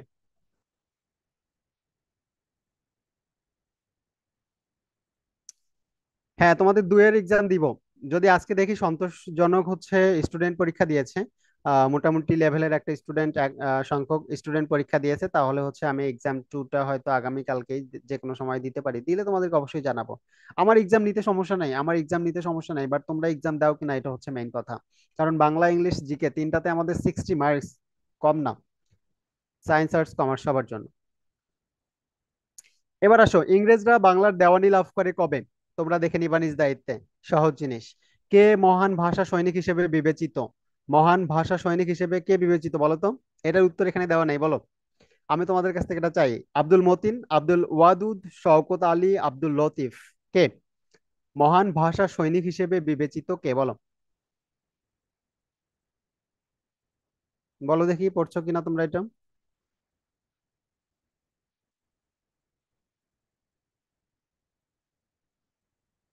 Abdul Matin, thank you. আব্দুল মতিন, আব্দুল মতিনকে ধন্যবাদ, নাকি আব্দুল মতিনের উত্তর দেওয়ার জন্য ধন্যবাদ মুন্নিকে? আচ্ছা, ওকে, আব্দুল মতিন হবে। অ্যান্ড বাংলাদেশের প্রথম প্রধানমন্ত্রী তাজউদ্দিন আহমেদ, প্রথম প্রধানমন্ত্রী তাজউদ্দিন আহমেদ, প্রথম রাষ্ট্রপতি বঙ্গবন্ধু শেখ মুজিবুর রহমান, অ্যান্ড প্রথম অস্থায়ী রাষ্ট্রপতি সৈয়দ নজরুল ইসলাম। এগুলো তোমাদের জানতে হবে। তারপরে হচ্ছে এম মনসুর আলী আছে ওইদিকে, এরপরে বাকি যারা যারা ছিল, তো তাদের সম্পর্কে একটু দেখে নিবা। অর্থমন্ত্রী কে ছিল? অর্থমন্ত্রী ছিল তাজউদ্দিন আহমেদ পরবর্তীতে। ফরাসি বিপ্লবের দার্শনিক, জ্যাক রুশো। রুশো হচ্ছে ফরাসি বিপ্লবের দার্শনিক। এরপর আমরা ইসলামের ইতিহাস, কেউ আছো? মেবি ইসলামের ইতিহাস। তো ইসলামের ইতিহাসে আমরা এখানে অনেকগুলো সুন্দর সুন্দর প্রশ্ন পাবো, এবং এখানকার প্রশ্নগুলা খুবই মানে ছোট ছোট প্রশ্ন, সহজ প্রশ্ন। তো ইসলামের ইতিহাসে কি আছে, কাকে ইসলামের ত্রাণকর্তা বলা হয়? ইসলামের ত্রাণকর্তা কাকে বলা হয় বলো তো? হজরত আবু বকর রাদিয়াল্লাহু তাআলা আনহু। সো আমাদের এই যে আবু বকর রাদিয়াল্লাহু আনহু, ইনি হচ্ছে কে ছিলেন, মানে ইনি কি ইসলামের কততম খলিফা ছিলেন বলো তো? প্রথম, দ্বিতীয়, তৃতীয়, চতুর্থ, কততম ছিলেন?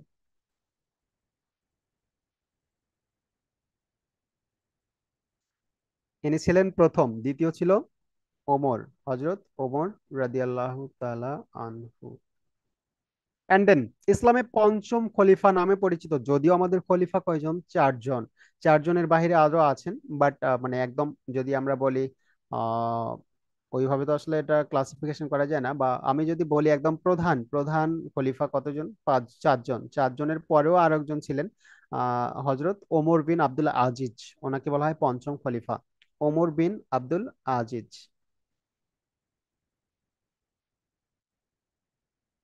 তারপর জিজিয়া কি? জিজিয়া হচ্ছে একটা কর, যেটা হচ্ছে ইসলামী রাষ্ট্রে অমুসলিম যারা আছে তারা যে বসবাস করে তাদের জন্য একটা ধার্যকৃত কর। এটা তাদের মূলত নিরাপত্তার জন্য, তাদের মাথাপিছু নিরাপত্তা কর। মানে ইসলামী রাষ্ট্রে আমাদের অন্যান্য যারা আছে, অমুসলিম যারা আছে, তো তাদের নিরাপত্তা বিধানের জন্য সব মিলে এটাকে বলা হচ্ছে জিজিয়া কর। এটা ওই সময় থেকেই প্রচলিত ছিল। সো এটা হচ্ছে জিজিয়া কর, আসতে পারে যাদের ইসলামের ইতিহাস থেকে পড়ছো। প্রথম মসজিদ কোথায় নির্মিত হয়? প্রথম মসজিদ হচ্ছে মদিনায়, তাই না? মুসলিম, আচ্ছা, কি বলছে, মুসলিম স্পেনের রাজধানী করডোভা। করডোভা হচ্ছে স্পেনের রাজধানী ছিল। অ্যান্ড রাজা দাহিরকে পরাজিত করেন কে? এটা একটু পড়ে নিবা তোমরাই। এগুলো আমার চেয়ে তোমরা ভালো জানো। ভারতে মূল্য নিয়ন্ত্রণ ব্যবস্থা প্রতিষ্ঠিত করেন কে? মূল্য নিয়ন্ত্রণ ব্যবস্থা আলাউদ্দিন খলজি, আমরা অলরেডি পড়েছি। অ্যান্ড বাংলার কোন সুলতান শাহ ই বাঙ্গালা নামে পরিচিত? শামসুদ্দিন ইলিয়াস শাহ। শামসুদ্দিন ইলিয়াস শাহ সম্পর্কে আমাদের ব্যাখ্যায় আরেকটি দেওয়া আছে যে তার শাসনামল থেকেই বাংলার সকল অঞ্চলের অধিবাসীদের বাঙালি বলা হতো।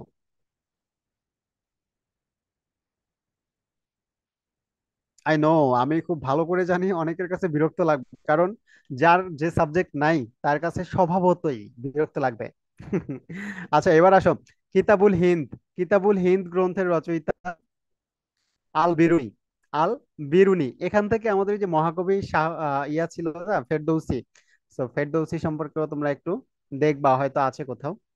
দেন বক্সারের যুদ্ধ, আমি ছোটবেলায় এটা পড়তাম, কক্সার কক্সার। সো এটা হচ্ছে বক্সারের যুদ্ধ সংঘটিত হয় কত সালে? 1764 সালে, 1764 সালে। এটা ব্যাখ্যাটা একটু ভালো করে দেখবা।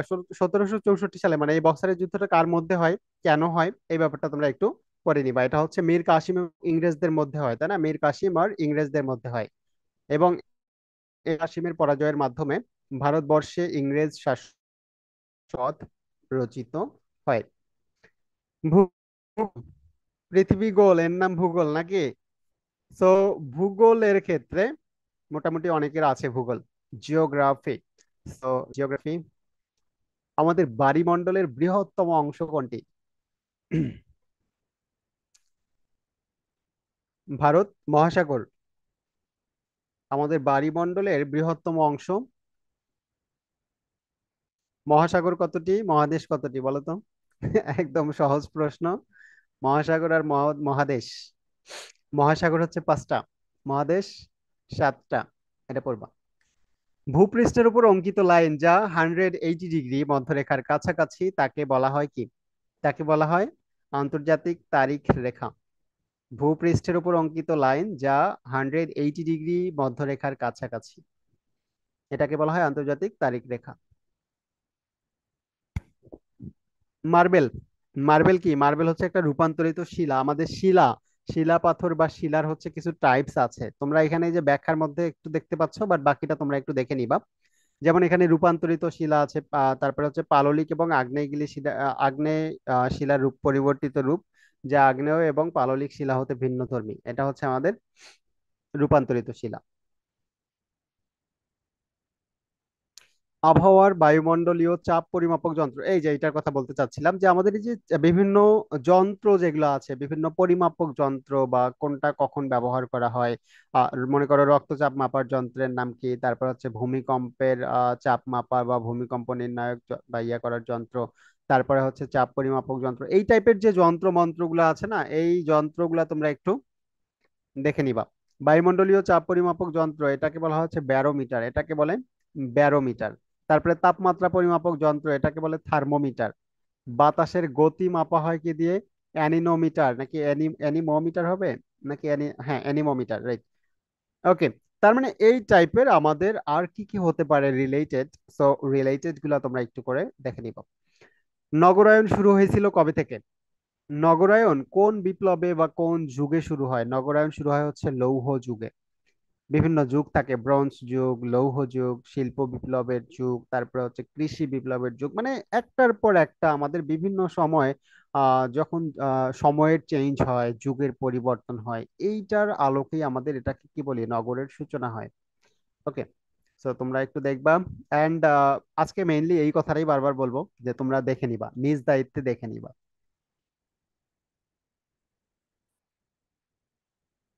তারপর, নিম্নলিখিত কোন উপজাতি বাংলাদেশের নয়? বাংলাদেশে নেই, কারা কারা বলো তো? এই যে মারমা বাংলাদেশে আছে, ত্রিপুরা আছে, চাকমা আছে, নেই কারা? মাউরি নাই।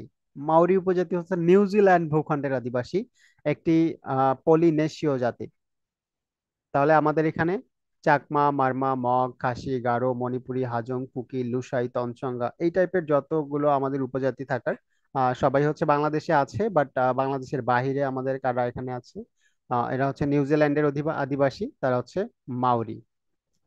অ্যান্ড দেন আমরা দেখতে পাচ্ছি পদ্মা, প্রস্তাবিত পদ্মা সেতু ওই সময় ছিল প্রস্তাবিত, বাট এখন কিন্তু এটা আমাদের কমপ্লিট হয়ে গেছে। তো এটা এখনো আসতে পারে। তো আসতে পারে কি, সেটা আমরা ব্যাখ্যার মধ্যে দেখতে পাচ্ছি, তাই না? পদ্মা সেতু আমাদের নির্মাণ শেষ। পদ্মা সেতু কোন কোন প্রান্তকে যুক্ত করে, কোন কোন জেলাকে হচ্ছে যুক্ত করে, এটা আসতে পারে। পদ্মা সেতুর দৈর্ঘ্যটা এখনো আসতে পারে, বাট এখন আর প্রস্তাবিত কথাটা লেখা থাকবে না। এখন প্রস্তাবিত কথাটা লেখা থাকবে না, এটা জিকের জন্য ইম্পর্টেন্ট, তোমাদের এখানেও ইম্পর্টেন্ট। 6.15 কিলো এখন আসতে পারে, মনে করো রিলেট করে আরো কি আসতে পারে, এখন আসতে পারে হচ্ছে আমাদের যে যমুনা সেতু আছে, রেল ব্রিজ। রেল ব্রিজ উত্তরবঙ্গের সাথে যোগাযোগটাকে আরো সহজ এবং সুন্দর করার জন্য, আমাদের রেল যোগাযোগকে আরো স্বাচ্ছন্দ্যময় করার জন্য যে ব্রিজটা চালু হয়েছে, এটা এখন আসতে পারে। যে আমাদের যমুনা সেতুর, আগে তো বঙ্গবন্ধু যমুনা সেতু বলতো, তো এই যমুনা সেতুর পাশে, আগেরটা ছিল রেল এবং সড়ক দুটোই একসাথে ছিল, বাট এখন ওর পাশেই কি হয়েছে, রেল সেতু, টোটালি রেল সেতু, একসাথে দুইটা ট্রেন চলে আসে যায় সেম স্পিডে, এদিকে যেমন স্পিডে যায় ব্রিজের উপর দিয়েও সেম স্পিডে যায়। তো এই সম্পর্কে তোমরা একটু করে দেখে নিবা। ওকে, বাংলাদেশের জনশক্তির প্রধান আমদানিকারক দেশ কোনটি? প্রধান আমদানিকারক দেশ, বাংলাদেশের জনশক্তির আমদানিকারক দেশ প্রধান কোনটা? সৌদি আরব। তোমরা দেখবা ম্যাক্সিমাম আমাদের প্রবাসী কোথায় যায়? সৌদি আরবে যায়। ম্যাক্সিমামই সৌদি আরবে যায়। এছাড়া কেউ কুয়েতে যায়, কাতারে যায়, তারপরে হচ্ছে সিঙ্গাপুরে যায় অনেকে। তো মোটামুটি অন্যান্য দেশেও যায়, বাট সৌদি আরবে বেশি। ভূপৃষ্ঠের প্রধান দুইটি ধাতুর নাম কি? ভূপৃষ্ঠের প্রধান দুইটি ধাতুর নাম অ্যালুমিনিয়াম আর হচ্ছে লোহা। এমন কিছু নাই যেখানে আমাদের লোহার ব্যবহার হয় না, এমন একটা ব্যাপার। তার মানে আমাদের প্রধান দুইটা ধাতুই হচ্ছে আমাদের লোহা এবং অ্যালুমিনিয়াম। এরপর আমরা কি পাচ্ছি, একটি মানচিত্রের লেক, এটা খেল না, লেক দেখানো আছে, আচ্ছা এটা আসবে না, আসলে তোমরা দেখে নিবা। মনোবিজ্ঞান কেউ আছো? মনোবিজ্ঞান।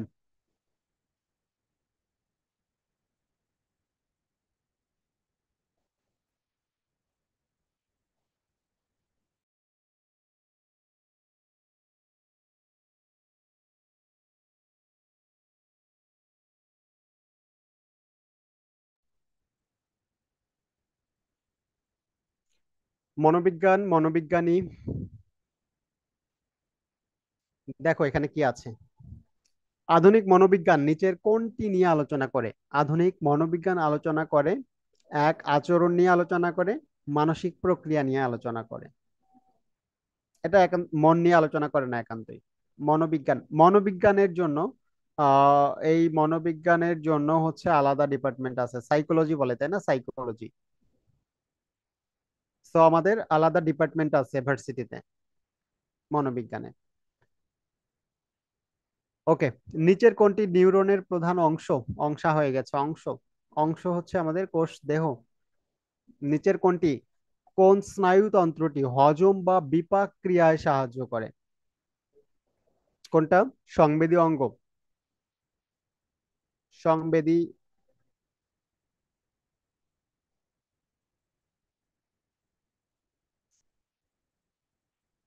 আছে দুই তিনজন আছে ইউটিউবে। আচ্ছা, তাহলে আমরা একটু দেখে নেই, জাস্ট এভাবেই তোমরা একটু করে দেখবা, হ্যাঁ। অন্তঃকরণের প্রধান অংশ, বারবার চেষ্টা ভুল করার মাধ্যমে শিখন হয়, এই কথাটি কে বলেছেন? এই কথাটি বলেছেন ইএল থর্নডাইক। অ্যান্ড দেন কি আছে আমাদের এখানে নালীহীন গ্রন্থি নয়। তারপরে হচ্ছে আবেগের মূল পরিচালক কোনটি। তারপরে হচ্ছে পরিবেশের সাথে খাপ খাইয়ে চলার ক্ষমতা। এটা তোমরা একটু পড়বা, এটা হচ্ছে খুব ভালো করে তোমরা দেখবা একটু। এটা হচ্ছে বুদ্ধি, এখানে বলে মানে মনোবিজ্ঞানের ভাষায় বলে বুদ্ধি। বাট ওইদিকে কি বলি আমরা, অভিযোজন ক্ষমতা, তাই না? কি বলি, অভিযোজন ক্ষমতা, পরিবেশের সাথে খাপ খাইয়ে চলা। অনেকে দেখবা না যে সারা দেশ সারা বিশ্বের মধ্যে যেখানেই তুমি দাও না কেন, ও নাই, মনে হচ্ছে যে ও নিজের বাড়িতেই গেছে, এমন ভাবে অনেকে চলাফেরা করে। সো এদের অভিযোজন ক্ষমতাটা বেশি, খাপ খাইয়ে চলার ক্ষমতা বেশি। যাদের খাপ খাইয়ে চলার ক্ষমতা তেমন নাই, তারা হচ্ছে ডাইনোসরের মতো বিলুপ্ত হয়ে যাবে। সো তোমরা অবশ্যই অবশ্যই ট্রাই করবা যে মোটামুটি যে কোনো পরিস্থিতিতে নিজেকে খাপ খাইয়ে নেয়ার। বাস্তবে কোনো উদ্দীপক নাই এমন কিছু দেখা শোনা বা অনুভব করার নাম কি? এটা হচ্ছে অলিক প্রত্যক্ষণ। আচ্ছা, মোটামুটি গেল আমাদের 14-15 সেশন, অনেকগুলো প্রশ্ন ছিল তাই না? অনেকগুলো প্রশ্ন ছিল। এবার আমরা দেখব আমাদের 13-14। এটা হচ্ছে প্রথমত অর্থনীতি, অর্থনীতির জনক। আরো একবার আসছে, মানে এটা প্রায় আসে, এটা প্রায় আসে, এবারও যে আসবে না তার কোনো ভরসা নাই। এবারও যে আসবে না এটার আমি হচ্ছে নিশ্চিত ভাবে তোমাকে বলতে পারি না, তো আসতেই পারে, এটা স্বাভাবিক। এরপরে সম্পদের পরিমাণ বৃদ্ধির কারণে উৎপাদন সম্ভাবনা রেখার কি হয়? সম্পদের পরিমাণ যখন বেড়ে যায় তাহলে কি হয়? উৎপাদন রেখা, মানে এটাও ডানে সরে যাবে, মানে কি এটাও বেড়ে যাবে। এখানকার উৎপাদন সম্ভাবনাটাও কি হবে? ইনক্রিজ হবে, নট ডিক্রিজ। ব্যক্তির আয় বৃদ্ধি পেলে দ্রব্যের চাহিদা রেখার কি হয়? ব্যক্তির আয় যখন বৃদ্ধি পায়, ব্যক্তির আয় যখন বেড়ে যায়, তখন দ্রব্যের চাহিদা রেখা কি হয়? দ্রব্যের চাহিদা রেখাটাও তখন ডান দিকে সরে যায়। ডান দিকে মানে প্লাস পয়েন্ট, প্লাস পয়েন্ট মানে কি, যখন তোমার আয় বৃদ্ধি, তোমার কাছে টাকা বেশি, তখন দামও বেশি হবে ওইদিকে। ইকোনমিস্ট যারা আছো তারা ভালো জানো আমার চেয়ে, আমি তেমন জানি না। অ্যান্ড দেন হচ্ছে চাহিদা রেখা ডান দিকে স্থানান্তরিত হলে ভারসাম্য দাম কি হয়? চাহিদা রেখা যখন ডান দিকে যায় তখন কি হয়? এটা হ্রাস পায়, ভারসাম্য দামটা হ্রাস পায়। মানে তখন এটা ভোলাটাইল অবস্থায় যায়, তাই না? ওকে। চাহিদার স্থিতিস্থাপকতা বলতে কি বোঝায়? চাহিদার স্থিতিস্থাপকতা, চাহিদার স্থিতিস্থাপকতা বলতে কি বোঝায়? দামের শতকরা পরিবর্তনের ফলে চাহিদার শতকরা কি রকমের পরিবর্তন হয়, এইটাই। পরিপূরক দ্রব্যের দাম বৃদ্ধির ফলে মূল দ্রব্যের চাহিদা কি হয়? বৃদ্ধি পায় নাকি কমে যায়? এটা কমে যায়, মানে হ্রাস পায়। পরিপূরক দ্রব্যের দাম বৃদ্ধির ফলে মূল দ্রব্যের চাহিদা হ্রাস পাবে। কোন দ্রব্যের চাহিদা তার পরিপূরক দ্রব্যের দামের উপর নির্ভর করে। পরিপূরক দ্রব্যের দাম বেড়ে গেলে মূল দ্রব্যের দাম কমে, চাহিদা কমে যায়। এন্ড যেমন হচ্ছে জ্বালানি তেলের দাম বেড়ে গেলে কি হবে? গাড়ির চাহিদা কমে যাবে। মানে স্বভাবতই যেটা দেখা যায় যে আমার খুব বেশি যখন দাম বেড়ে গেছে কোনো কিছুর, আমি তখন কি করি, এত টাকা দিয়ে ওটা না কিনে একটু বিকল্প ওয়েতে যাওয়ার ট্রাই করবো, যে আসলে দেখি এটার বাইরে আর কি করা যায়। মনে করো আমার সয়াবিন তেলের দাম প্রচুর বেড়ে গেছে, বাট সরিষার তেলের দাম বাড়ে নাই, আগের মতোই আছে। ট্রাই করব যদি করা যায় যে অ্যাটলিস্ট সরিষার তেলটা ইউজ করে যদি আমরা চালাইতে পারি তাহলে মন্দ কি, তাই না? আচ্ছা, বাট টেস্ট তো দুইটার আলাদা। তো এটা আমরা করতে পারি, এটা মাঝে মাঝে হয়, প্রায় তো তেলের দাম তো প্রায় বেড়ে যায়, তো আমরা এটা ট্রাই করি।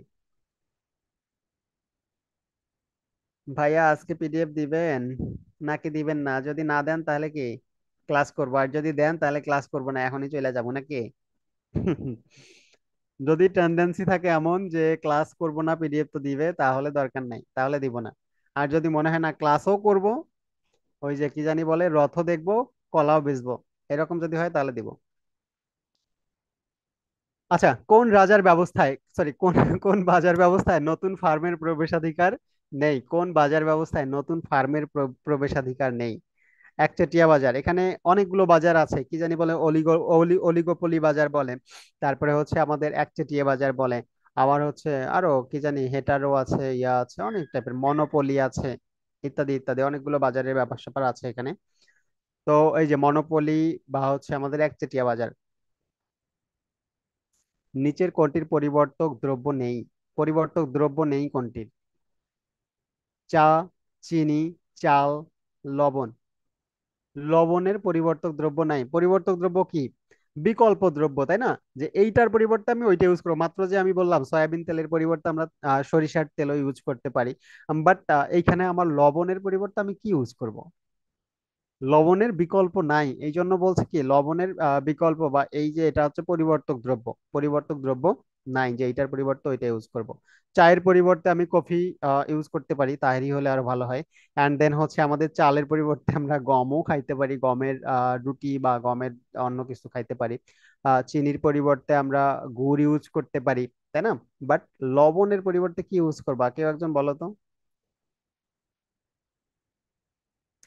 এই যে এই প্রশ্নের কথা বলছিলাম না এর আগেও, যে এখানে আমাদের শুধু সালটা চেঞ্জ করে, যে এবার আসবে আমাদের 24-25 সেশনে বা 24-25 অর্থ বছরে, তারপরে হচ্ছে 25-26 অর্থ বছরে টোটাল রেমিটেন্স, মানে আমরা বিদেশি যারা আছে, প্রবাসী আছে আমাদের, সো তাদের কাছ থেকে কি পরিমাণ আমরা রেমিটেন্স পাচ্ছি, এইটার পরিমাণটা তোমরা দেখে নিবা। তার মানে এই প্রশ্ন আসবেই, এই প্রশ্নটা আসবেই, তবে এটা হচ্ছে ওই অর্থ বছরের সাথে সামঞ্জস্য রেখে। আমার হচ্ছে ওই অর্থ বছর, অর্থাৎ যখন যাবে যেটা, তখন সেটার সাথে সামঞ্জস্য রেখেই কিন্তু আমাকে এটা করতে হবে। অসীম বা সম্পূর্ণ স্থিতিস্থাপক চাহিদা রেখা, অসীম বা সম্পূর্ণ স্থিতিস্থাপক চাহিদা রেখা কি বলছে, যে ভূমি অক্ষের সাথে সমান্তরাল। এন্ড দেন পৌরনীতি থেকে প্রশ্ন, আমাদের পৌরনীতি থেকে কি প্রশ্ন আছে, রাষ্ট্রের সর্বাপেক্ষা গুরুত্বপূর্ণ উপাদান কোনটি? আমাদের চারটা উপাদান থাকে, তাই না? মেইন আমাদের কম্পোনেন্ট চারটা, কি কি আছে এখানে? আমাদের জনসমষ্টি আছে, নির্দিষ্ট ভূখণ্ড আছে, সরকার আছে, অ্যান্ড সার্বভৌমত্ব। সার্বভৌমত্ব এটাকে আমরা কি বলি, সভারেনিটি। সভারেনিটি এটা হচ্ছে আমাদের মোস্ট ইম্পর্টেন্ট। সার্বভৌমত্ব না থাকলে সেটা একটা আদর্শ রাষ্ট্র হতে পারে না। এবং বাংলাদেশের সার্বভৌমত্বের মানে কি বলবো এটাকে, রক্ষা করে কে? রক্ষা করার একমাত্র দায়িত্ব হচ্ছে বাংলাদেশ সেনাবাহিনী, সার্বভৌমত্ব রক্ষা করার দায়িত্ব সেনাবাহিনী। সার্বভৌমত্ব মোস্ট ইম্পর্টেন্ট, সার্বভৌমত্ব মোস্ট ইম্পর্টেন্ট। এবং এই যে এখানে যে ইয়েটা আছে না, এখান থেকে আরেকটা সহজ প্রশ্ন হতে পারে। সহজ প্রশ্নটা কি? সহজ প্রশ্ন হচ্ছে, রাষ্ট্রের যে গুরুত্বপূর্ণ চারটা উপাদান আছে, এই চারটা উপাদানের মধ্যে 3 নম্বর উপাদান মানে তৃতীয় উপাদান কোনটি? আবার বলতে পারে চতুর্থ উপাদান কোনটি, প্রথম উপাদান কোনটি। এখানে আমি জানি যে ভূখণ্ড আছে, জনসমষ্টি আছে, সরকার আছে, সার্বভৌমত্ব আছে, বাট আমি এলোমেলো ভাবে মনে রাখছি।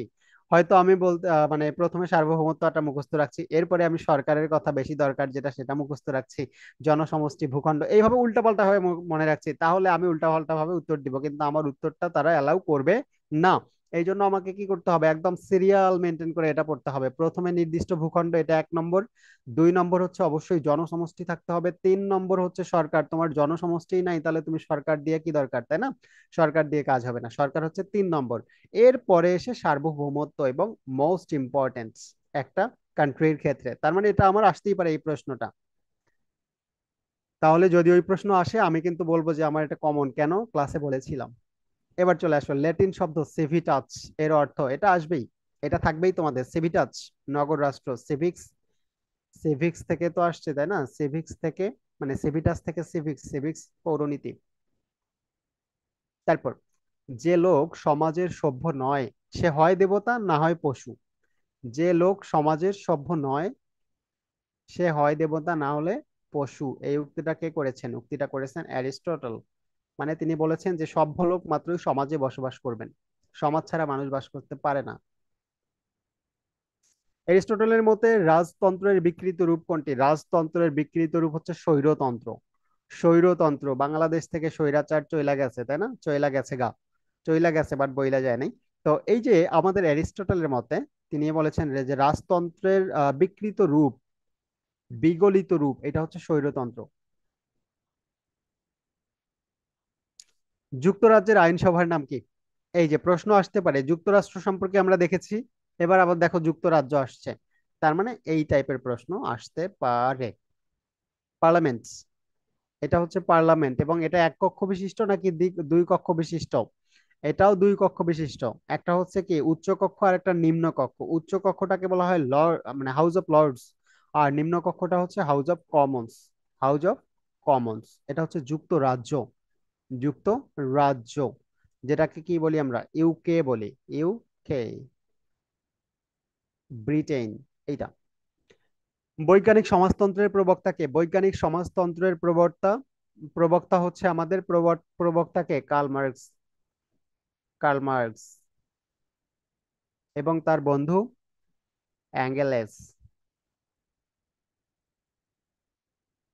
ফরায়েজি আন্দোলনের প্রবর্তক, গুরুত্বপূর্ণ, এটা সবার জন্য গুরুত্বপূর্ণ। ফরায়েজি আন্দোলনের প্রবর্তক কে? হাজী শরীয়ত উল্লাহ। হাজী শরীয়ত উল্লাহ 1842 সালে তিনি প্রবর্তন করেন ফরায়েজি আন্দোলন। অ্যান্ড বঙ্গভঙ্গ মাস্ট, তোমরা একটু লিখে রাখো। আমি জানি না তোমরা খাতা কলম নিয়ে কে কে বসছো, বাট এটা হচ্ছে একটা আদর্শ স্টুডেন্টের বৈশিষ্ট্য, অন্যতম বৈশিষ্ট্য হচ্ছে যে কোনো ক্লাসে খাতা কলম অ্যাটলিস্ট সাথে রাখা। সো যদি রেখে থাকো তাহলে তোমরা নিজ দায়িত্বে একটু বঙ্গভঙ্গটা নোট করে রাখো, যে বঙ্গভঙ্গ রদ কবে হয়, বঙ্গভঙ্গ কবে হচ্ছে আমাদের চালু হয়, কবে ভেঙে যায়, বঙ্গভঙ্গ রদ করে কে, এটা তোমাকে লাগবে। এই যে ব্যাখ্যা দেখো, 1905 সালে 16 অক্টোবর লর্ড কার্জন বাংলা প্রদেশ বিভক্ত করে দুইটি প্রদেশ সৃষ্টি করেন, যা বঙ্গভঙ্গ নামে পরিচিত। এবং প্রবল গণ আন্দোলনের মুখে তা রদ করা হয়, মানে কি, উঠিয়ে নেওয়া হয়। এই বঙ্গভঙ্গ যে আইনটা দেয় সেটা উঠিয়ে নেয়, তথা বঙ্গভঙ্গ বাতিল। এটা হচ্ছে 1911 সালে। 5 সালে হচ্ছে প্রবর্তন করে, বা 5 সালে হচ্ছে বঙ্গভঙ্গ শুরু করে দেয় এবং রদ করে, মানে স্থগিত ঘোষণা করে। এইটা হচ্ছে 1911 সালের 12ই ডিসেম্বর।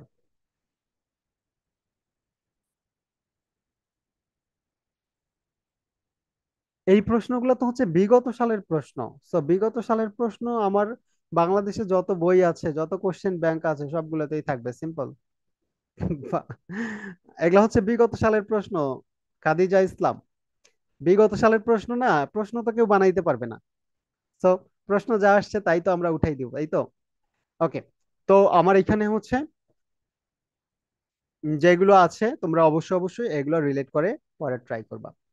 1952 সালে ভাষা আন্দোলনের সময় পূর্ব বাংলার মুখ্যমন্ত্রী কে ছিলেন? এটাও ইম্পর্টেন্ট,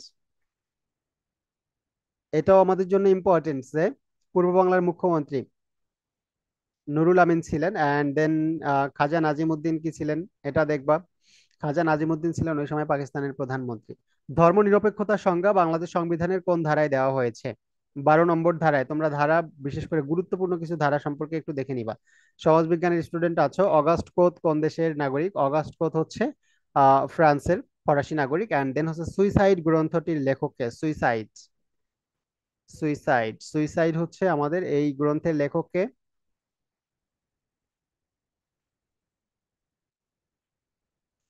সুইসাইড হচ্ছে কালমার, ইয়া, ডুরখেইম। ডুরখেইম, আমরা এটা দেখেছি অলরেডি।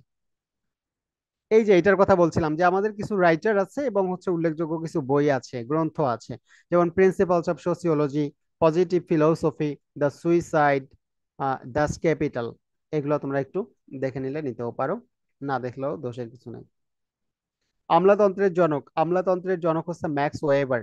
ম্যাক্স ওয়েবার, এটা খুবই গুরুত্বপূর্ণ একটা একটা ক্যারেক্টার। বিশেষ করে আমি নিজেও হচ্ছে পাবলিক অ্যাডমিনিস্ট্রেশনে পড়াশোনা করছি, সো তোমাদের এই যে হিউম্যানিটিজে যা যা আছে সবই আমাদেরকে পড়তে হয়। এবং সেইখানে হচ্ছে আমলাতন্ত্রের যে ব্যাপারগুলো আছে, সো আমলাতন্ত্রের ব্যাপারগুলোর জন্য হচ্ছে আহ মানে আমাদেরকে ম্যাক্স ওয়েবার খুবই গুরুত্বপূর্ণ একটা ক্যারেক্টার আমাদের পাবলিক অ্যাডমিনিস্ট্রেশন পারপাজে। তো আমলাতন্ত্রের প্রবক্তা হিসেবে হচ্ছে ম্যাক্স ওয়েবার সর্বাধিক পরিচিত, এবং ওয়েবার আমলাতন্ত্র সম্পর্কে বলেছেন তার এসেইজ ইন সোসিওলজি নামে একটা বই আছে, the theory of social and economic organization গ্রন্থে বিস্তারিতভাবে আলোচনা করা আছে। Okay, Max Weber. সামাজিক ক্ষরবিন্যাসের দশক তত্ত্বের প্রবক্তা কে? প্রবক্তা হবে আর কি, প্রবক্তাকে? প্রবক্তা কার্ল মার্কস। কার্ল মার্কস সম্পর্কে একটু আগে আমরা দেখেছি। কোন মাধ্যমটি সামাজিকীকরণ প্রক্রিয়ায় মুখ্য ভূমিকা পালন করে? সামাজিকীকরণ প্রক্রিয়া, সামাজিকীকরণে মুখ্য ভূমিকা পালন করে হচ্ছে পরিবার। এবং আমরা পরিবার সম্পর্কে আরো একবার একটা দেখেছি, তাই না? যেটা হচ্ছে আমাদের একদম প্রাইমারি বা হচ্ছে রুট লেভেল, রুট লেভেল বলি আমরা এটাকে। সমাজের মৌল কাঠামোর অংশ কোনটি? সমাজের মৌল কাঠামোর অংশ হচ্ছে অর্থনীতি।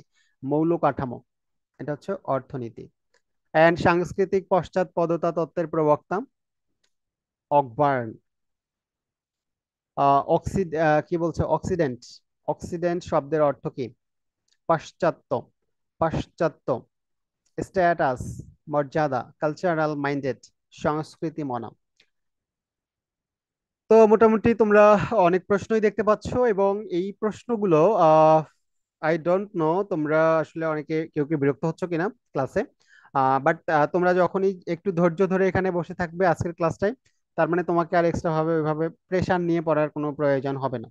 সো প্রেশার না নিতে চাইলে একটু থাকতে হবে, এবং আমি এখন শুধু প্রশ্নগুলো সম্পর্কে একটু আলোচনা করে যাব। ঠিক আছে, আমি একটু প্রশ্নগুলো সম্পর্কে আলোচনা করে যাব। এখানে আসলে অ্যানালাইসিস করার কিংবা হচ্ছে তোমাকে একদম বুঝিয়ে বুঝিয়ে বলার তেমন কিছু নাই, এগুলো সব মুখস্থের ব্যাপার থাকে। তোমার যতটাই হচ্ছে তুমি মুখস্থ করতে পারবা, তো এইটা তোমাদের জন্য ততটাই ফলপ্রসূ হবে। তো সেই দিক থেকে আমি তোমাদেরকে প্রশ্নগুলো শো করে যাই, প্রশ্নগুলো দেখাবো, একটু প্রশ্নগুলো সম্পর্কে কথা বলে যাই। আশা করি তাতেই তোমাদের এনাফ, তাতে তোমরাও বিরক্ত হবে না, আমারও টাইমটা একটু সেভ হবে। ওকে।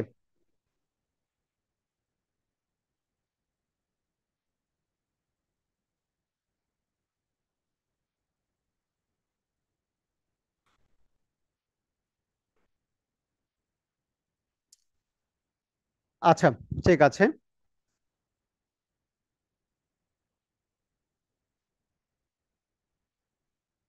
দাস প্রথা সামাজিক স্তর বিন্যাসের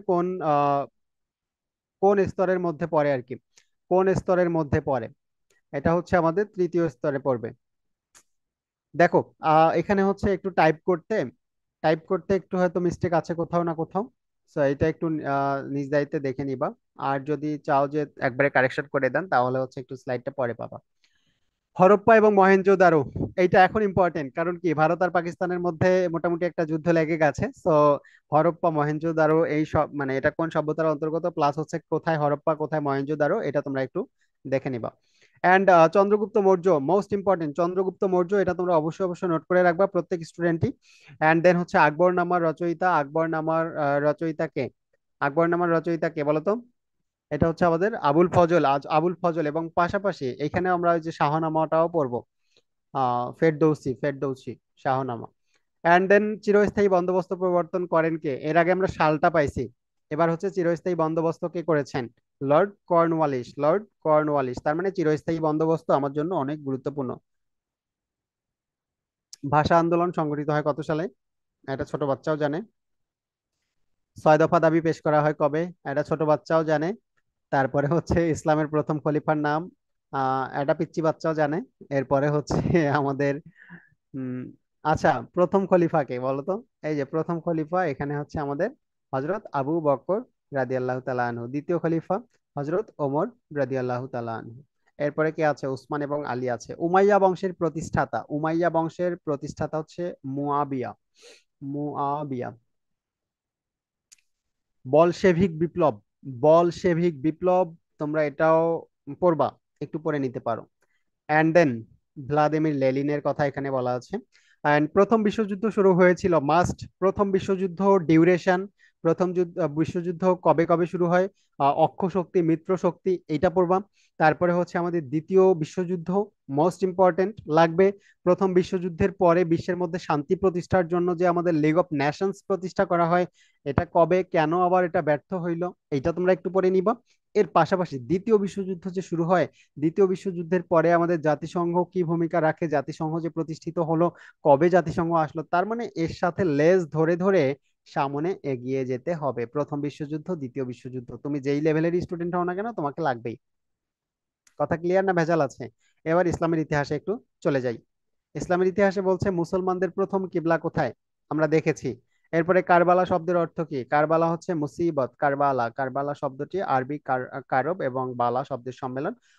কারব অর্থ হচ্ছে দুঃখ এবং বালা অর্থ বিপদ বা মুসিবত, কারবালা। ওকে। খারাজ, খারাজ অর্থ কি? ভূমিকর। আহ কুব্বাতুস শাখরা, এর নির্মাতা আব্দুল মালিক। তারপরে হচ্ছে আমাদের শিল্পা শব্দের অর্থ, তোমরা একটু এগুলা দেখবা, এগুলা একটু দেখে নিবা। এই যে শাহনামার রচয়িতা দেখছো, এখানে হচ্ছে ফেরদৌসি, ফেরদৌসি। আরবদের দার্শনিককে? আলকিন্দি। আমি কিন্তু একটু স্পিডে যাচ্ছি, আমার মানে এতক্ষণ ধরে আসলে পড়ানোটাও সবই তোমরা পারো। জাস্ট হচ্ছে তোমাদেরকে দেখিয়ে যাওয়া যে আসলে কোনগুলো ইম্পর্টেন্ট তোমাদের জন্য। ভূগোল, ভূগোল থেকে হচ্ছে আমাদের কবে দিন রাত্রি সমান, পৃথিবীতে দিন রাত্রি সমান হয় কবে? উত্তর গোলার্ধ, দক্ষিণ গোলার্ধ সব দিক বিবেচনায় এটা হচ্ছে আমাদের 23 সেপ্টেম্বরে দিন রাত্রি সমান হয়। আবার 21 জুনে উত্তর গোলার্ধে দিন হয় সবচেয়ে বড় এবং রাত হয় সবচেয়ে ছোট। দক্ষিণ গোলার্ধে তার অপোজিট। ভূমিকম্পের তীব্রতা মাপক যন্ত্র কি এটা? সিসমোগ্রাফ, ভূমিকম্পের তীব্রতা, ভূমিকম্প তীব্রতা হচ্ছে মাপে কি দিয়ে? সিসমোগ্রাফ দিয়ে। তারপরে হচ্ছে আহ নিম্নের কোনটি, নিচের কোনটি মেঘনা নদীর উপনদী নয়? মেঘনার উপনদী নয় কোনটা বলো? তোমাদের কাছ থেকে চাচ্ছি এটার উত্তর।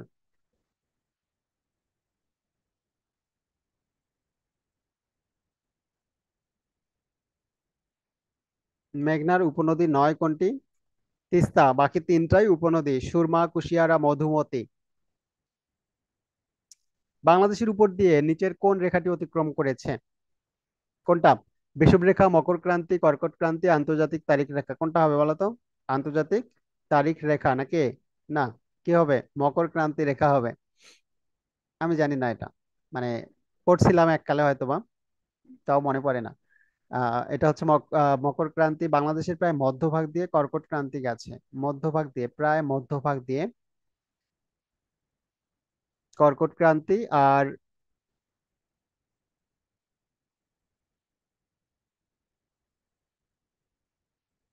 কর্কট ক্রান্তি হবে, তাই না? ওকে। বাংলাদেশ কয়টি প্রশাসনিক বিভাগে বিভক্ত? প্রশাসনিক বিভাগ, প্রশাসনিক বিভাগ বলতে বাংলাদেশের আসলে কতটা বিভাগ আছে এখন? সব বিভাগ হচ্ছে টোটাল 7টা। টোটাল 7টা।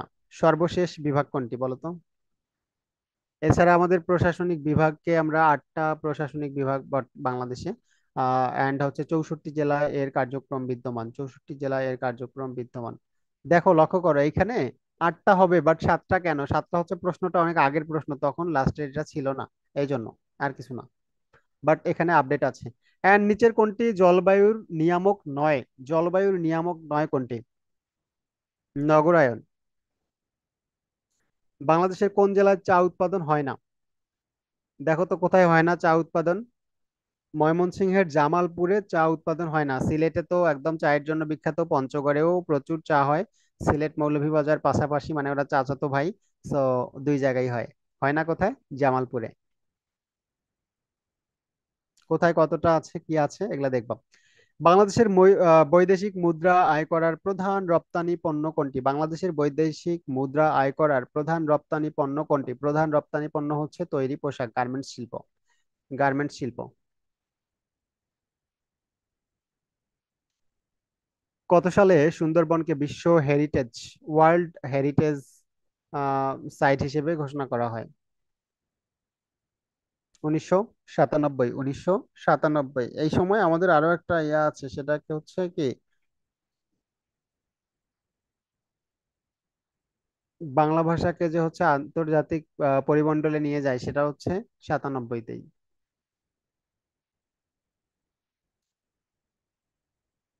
এবার হচ্ছে মনোবিজ্ঞান থেকে যারা আছো, আবেগের মূল নিয়ন্ত্রক, তারপরে তোমাদের আবেগ নিয়ন্ত্রণ করতে হবে। রাতকানা রোগের সাথে সংশ্লিষ্ট কোষ কোনটি? তারপরে হচ্ছে মানসিক রোগের লক্ষণ, বুদ্ধি পরিমাপের পুরোধা কে? আচ্ছা, এগুলো তোমরা একটু দেখে নিবা। আর তোমাদের বন্ধু বান্ধব যারা হচ্ছে আমাদের এই যে মনোবিজ্ঞান নিয়ে, সাইকোলজি নিয়ে পড়াশোনা করে, তাদের সামনে গিয়ে যেমন তেমন ভাবে থাকিও না, তাহলে কিন্তু তারা সন্দেহ করে ফেলবে। হ্যাঁ, তারা তোমাদেরকে সন্দেহ করে ফেলবে, এবং তুমি কি চাইতেছো সে কিন্তু বুঝতে পারবে। অ্যান্ড যে স্নায়ুতন্ত্র দেহে তাপমাত্রা বাড়ায়, সংবেদন প্রতিক্রিয়া। স্বল্পকাল স্মৃতির স্থায়িত্ব কতক্ষণ, মানে স্বল্পস্থায়ী স্মৃতির স্থায়িত্বকাল কতক্ষণ? 5 to 9 সেকেন্ড, 5 to 9 সেকেন্ড।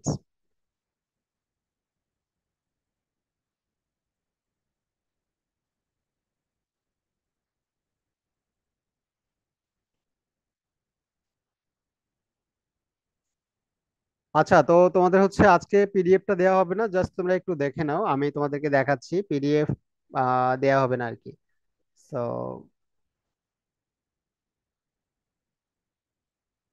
আগামীকালকে তোমাদের যেহেতু লাস্ট ক্লাস, তো কালকের ক্লাসটা একটু ভালো করে করো, সায়েন্সে যারা আছো। পরদিন আর কোনো ক্লাস নাই, আমরা চাই পরীক্ষা ভালো করে দাও। দেখো, তাহলে তোমরা হচ্ছে যে গার্হস্থ্য থেকে যারা আছো, গার্হস্থ্য তোমরা গৃহ ব্যবস্থাপনার প্রথম ধাপ কি, এটা দেখবা। বাজেট, তারপরে হচ্ছে ক্যালসিয়ামের প্রধান উৎস, এরপর ভিটামিনের অভাবে রিকেটস রোগ হয় কোন ভিটামিনের অভাবে, এটা দেখবা। অ্যান্ড দেন হচ্ছে আমরা কি পাচ্ছি, শিশুকে কত মাস বয়স থেকে পরিপূরক খাবার দিতে হয়। সো এক কথায় যা যা এখানে দেখতে পাচ্ছ, ভিটামিন সি এর অভাবে কোন রোগ হয়, বাংলাদেশে শিশু পুষ্টি অপুষ্টির প্রধান কারণ কি, এরপর আমরা 12-13 সেশনের প্রশ্ন এখানে আছে, আমরা অর্থনীতিতে দেখতে পাচ্ছি কাছাকাছি প্রশ্নগুলোই আসে বারবার। তো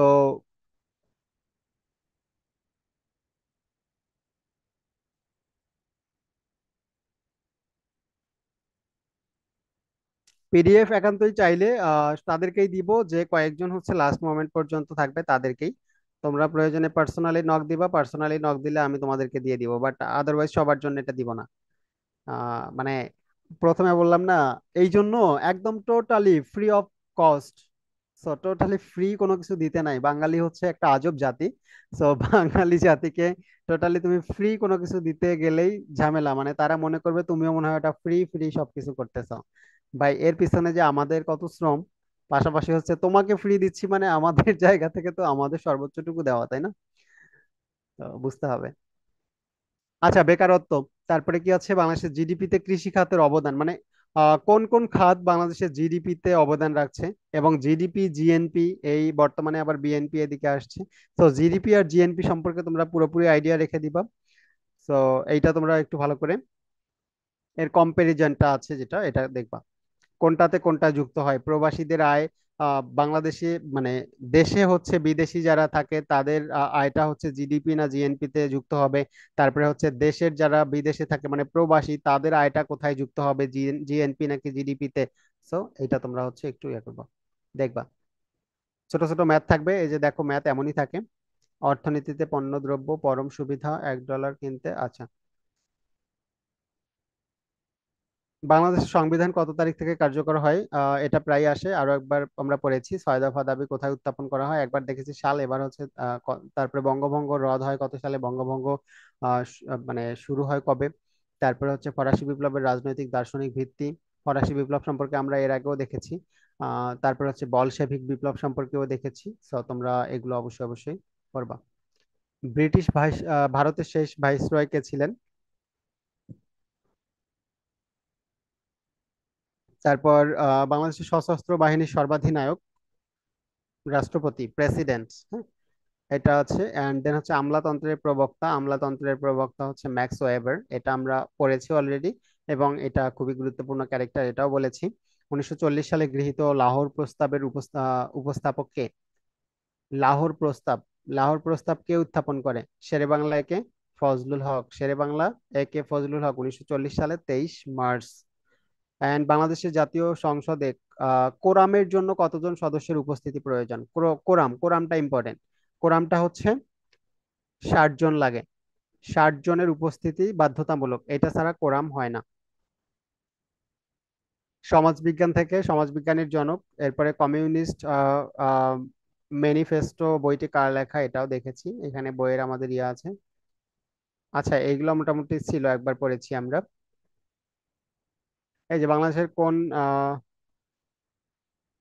এথনিক সম্প্রদায় তুলনামূলকভাবে অগ্রগামী, মানে আমাদের নৃগোষ্ঠী যারা আছে, আমরা উপজাতি বলি যাদেরকে, সো তাদের মধ্যে কারা বেশি অগ্রগামী? বেশি অগ্রগামী হচ্ছে চাকমারা, বেশি অগ্রগামী চাকমারা।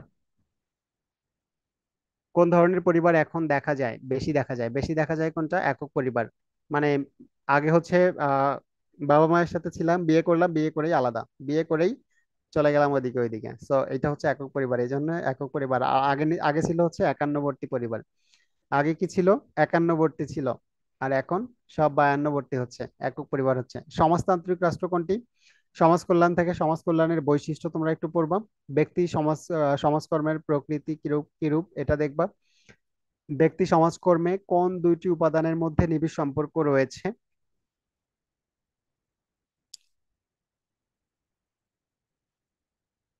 সকলের জন্য সমান সুযোগ, এটি সমাজকর্মের একটি হচ্ছে নৈতিক ভিত্তি। সকলের জন্য সমান সুযোগ, আমরা বলি না আইন সবার জন্য সমান।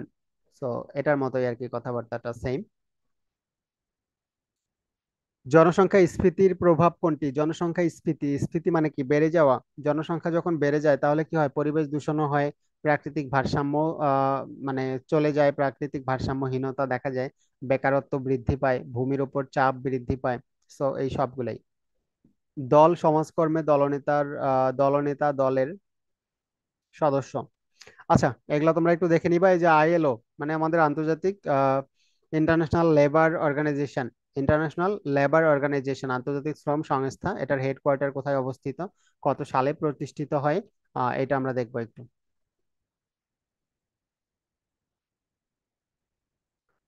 ইতিহাস থেকে তোমরা দেখবা সিন্ধু সভ্যতার আদি অধিবাসীরা কোন নৃগোষ্ঠীর।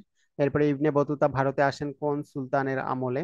তারপরে হচ্ছে ইউরোপীয় জাতিসমূহের মধ্যে সবার আগে ভারতে আসে কারা, সবার শেষে কারা আসে, এটা তোমরা দেখবা। কোন আইনের জন্য এত সাল বিখ্যাত, কত সাল, 1773 সাল। 1773 হচ্ছে ইস্ট ইন্ডিয়া কোম্পানির শাসন এবং দায়িত্বকে কেন্দ্র করে ব্রিটিশ পার্লামেন্টের রেগুলেটিং অ্যাক্ট প্রণীত হয় বা প্রবর্তিত হয়। মাওলানা মোহাম্মদ আলী কোন আন্দোলনের নেতা ছিলেন, অ্যান্ড খিলাফত আন্দোলনের। এরপরে কি আছে, বাংলাদেশকে প্রথম স্বীকৃতি প্রদানকারী দেশ কোনটি। এটা নিয়ে কনফিউশন, ভারত নাকি ভুটান, তাই না? অবশেষে আমরা এটাকে মেনে নেই, ভুটানকেই। এটা হচ্ছে ভুটান। মানে একই দিনে 6 ডিসেম্বরেই, তবে একটা একটু আগে, সেটাই হচ্ছে ভুটান। মুসলিম মহিলারা সর্বপ্রথম কোন যুদ্ধে অংশগ্রহণ করেন? উহুদ যুদ্ধে। আচ্ছা, খোলাফায়ে রাশিদিনের আমলে তো তোমরা এগুলা হচ্ছে দেখে নিবা, নিজ দায়িত্বে দেখে নিবা। ফরাসি বিপ্লব সম্পর্কে ইসলামের ইতিহাসে মদিনার পূর্ব নাম। হিজরি সন প্রবর্তন করেন কে? তারপরে হচ্ছে রিদ্দা যুদ্ধ অনুষ্ঠিত হয় যে খলিফার আমলে। উস্ত্রের যুদ্ধে অংশগ্রহণকারী মহিলার যোদ্ধার নাম। আচ্ছা, মোটামুটি তাহলে আমরা আজকে ক্লাসটা রেখে দেই নাকি? আজকে আমরা ক্লাসটা রেখে দেই।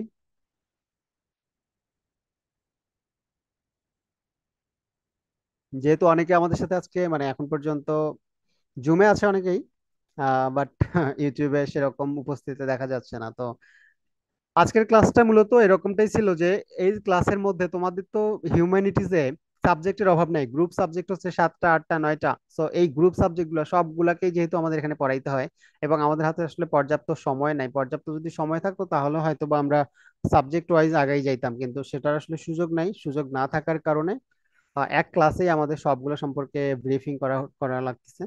সো তারপরেও যা যা দেখছো মোটামুটি এগুলোই। আর পিডিএফ হয়তো বা দেয়া হচ্ছে না, পিডিএফ একান্তই যারা যারা ছিল তাদেরকে হয়তো যদি চাও দিয়ে দিব। সো মোটামুটি এই ছিল আজকে আমাদের ক্লাসের ব্যাপার স্যাপার। অ্যান্ড তোমরা হচ্ছে এগুলা দেখলেই পাবা সব সেম জিনিস। তবে আমাদের এখানে যেহেতু খুব বেশি চেঞ্জ হয় না, যে প্রশ্নগুলো আগে এসেছিল ওই প্রশ্নের মানে ইয়া ধরেই, সূত্র ধরেই হচ্ছে সামনের দিকে যায়। সো অবশ্যই অবশ্যই তোমরা এই প্রশ্নগুলাই প্র্যাকটিস করবা। এই প্রশ্নের আলোকেই তোমাদের যা যা আছে এগুলো একটু সম্পর্কে জেনে নিবা। তাহলেই তোমরা মোটামুটি অনেক ভালো একটা স্কোর করতে পারবা। এবং তোমাদের হচ্ছে কাঙ্ক্ষিত লক্ষ্যে বা হচ্ছে তোমাদের কাঙ্ক্ষিত যে কলেজ, যে ডিপার্টমেন্ট, সেটাতে তোমরা যাইতে পারবে ইনশাল্লাহ। তো কালকে তোমাদের সাথে লাস্ট ক্লাস হবে, পলাশ ভাই থাকবেন ক্লাসে। তো বিশেষ করে বিজ্ঞানে যারা আছো বিজ্ঞানের জন্য, তাহলে ক্লাস ভালো করে করো। প্রশ্ন অনেক ছিল, বললাম না, প্রশ্ন অনেক ছিল। অ্যান্ড ঠিক আছে তাহলে, আমরা রেখে দিই আজকে এ পর্যন্ত। পৌরনীতিটা তোমরা এখান থেকে হচ্ছে সব দেখে নিবা। ওকে, সবার জন্য শুভকামনা থাকলো। সবাই খুব ভালো থাকো, সুস্থ থাকো। অ্যান্ড অবশ্যই অবশ্যই তোমরা ভালো জায়গায় যাও, অনেক ভালো করো। আর আরেকটা কথা বলি, সেটা হচ্ছে যে আহ, তোমরা যারা যারা হচ্ছে নার্সিং এ ভর্তি পরীক্ষা দিয়েও চান্স মিস করেছো কোনো কারণে, হয়তো বা তোমাদের উইকনেস ছিল, কিংবা হচ্ছে তুমি হয়তো সেভাবে গুরুত্ব দাওনি। তো অনেকে হচ্ছে বি ব্রেইনার সেকেন্ড টাইম কোর্সটা, মানে কোর্সটার জন্য অনেক মেসেজ দিচ্ছ আমাদের পুরো স্টাফদের, প্লাস হচ্ছে আমাদের ইয়াতে টিমের মধ্যে, পেজের মধ্যে। সো সব মিলে খুশির খবর হচ্ছে আগামীকাল আমাদের এই কোর্স লঞ্চ হতে যাচ্ছে ইনশাল্লাহ। সো এরপরেই তোমাদের দিক বিবেচনায় আমরা গত সেশনের তুলনায় এবারে আরো দ্বিগুণ সার্ভিস এনশোর করার ট্রাই করছি।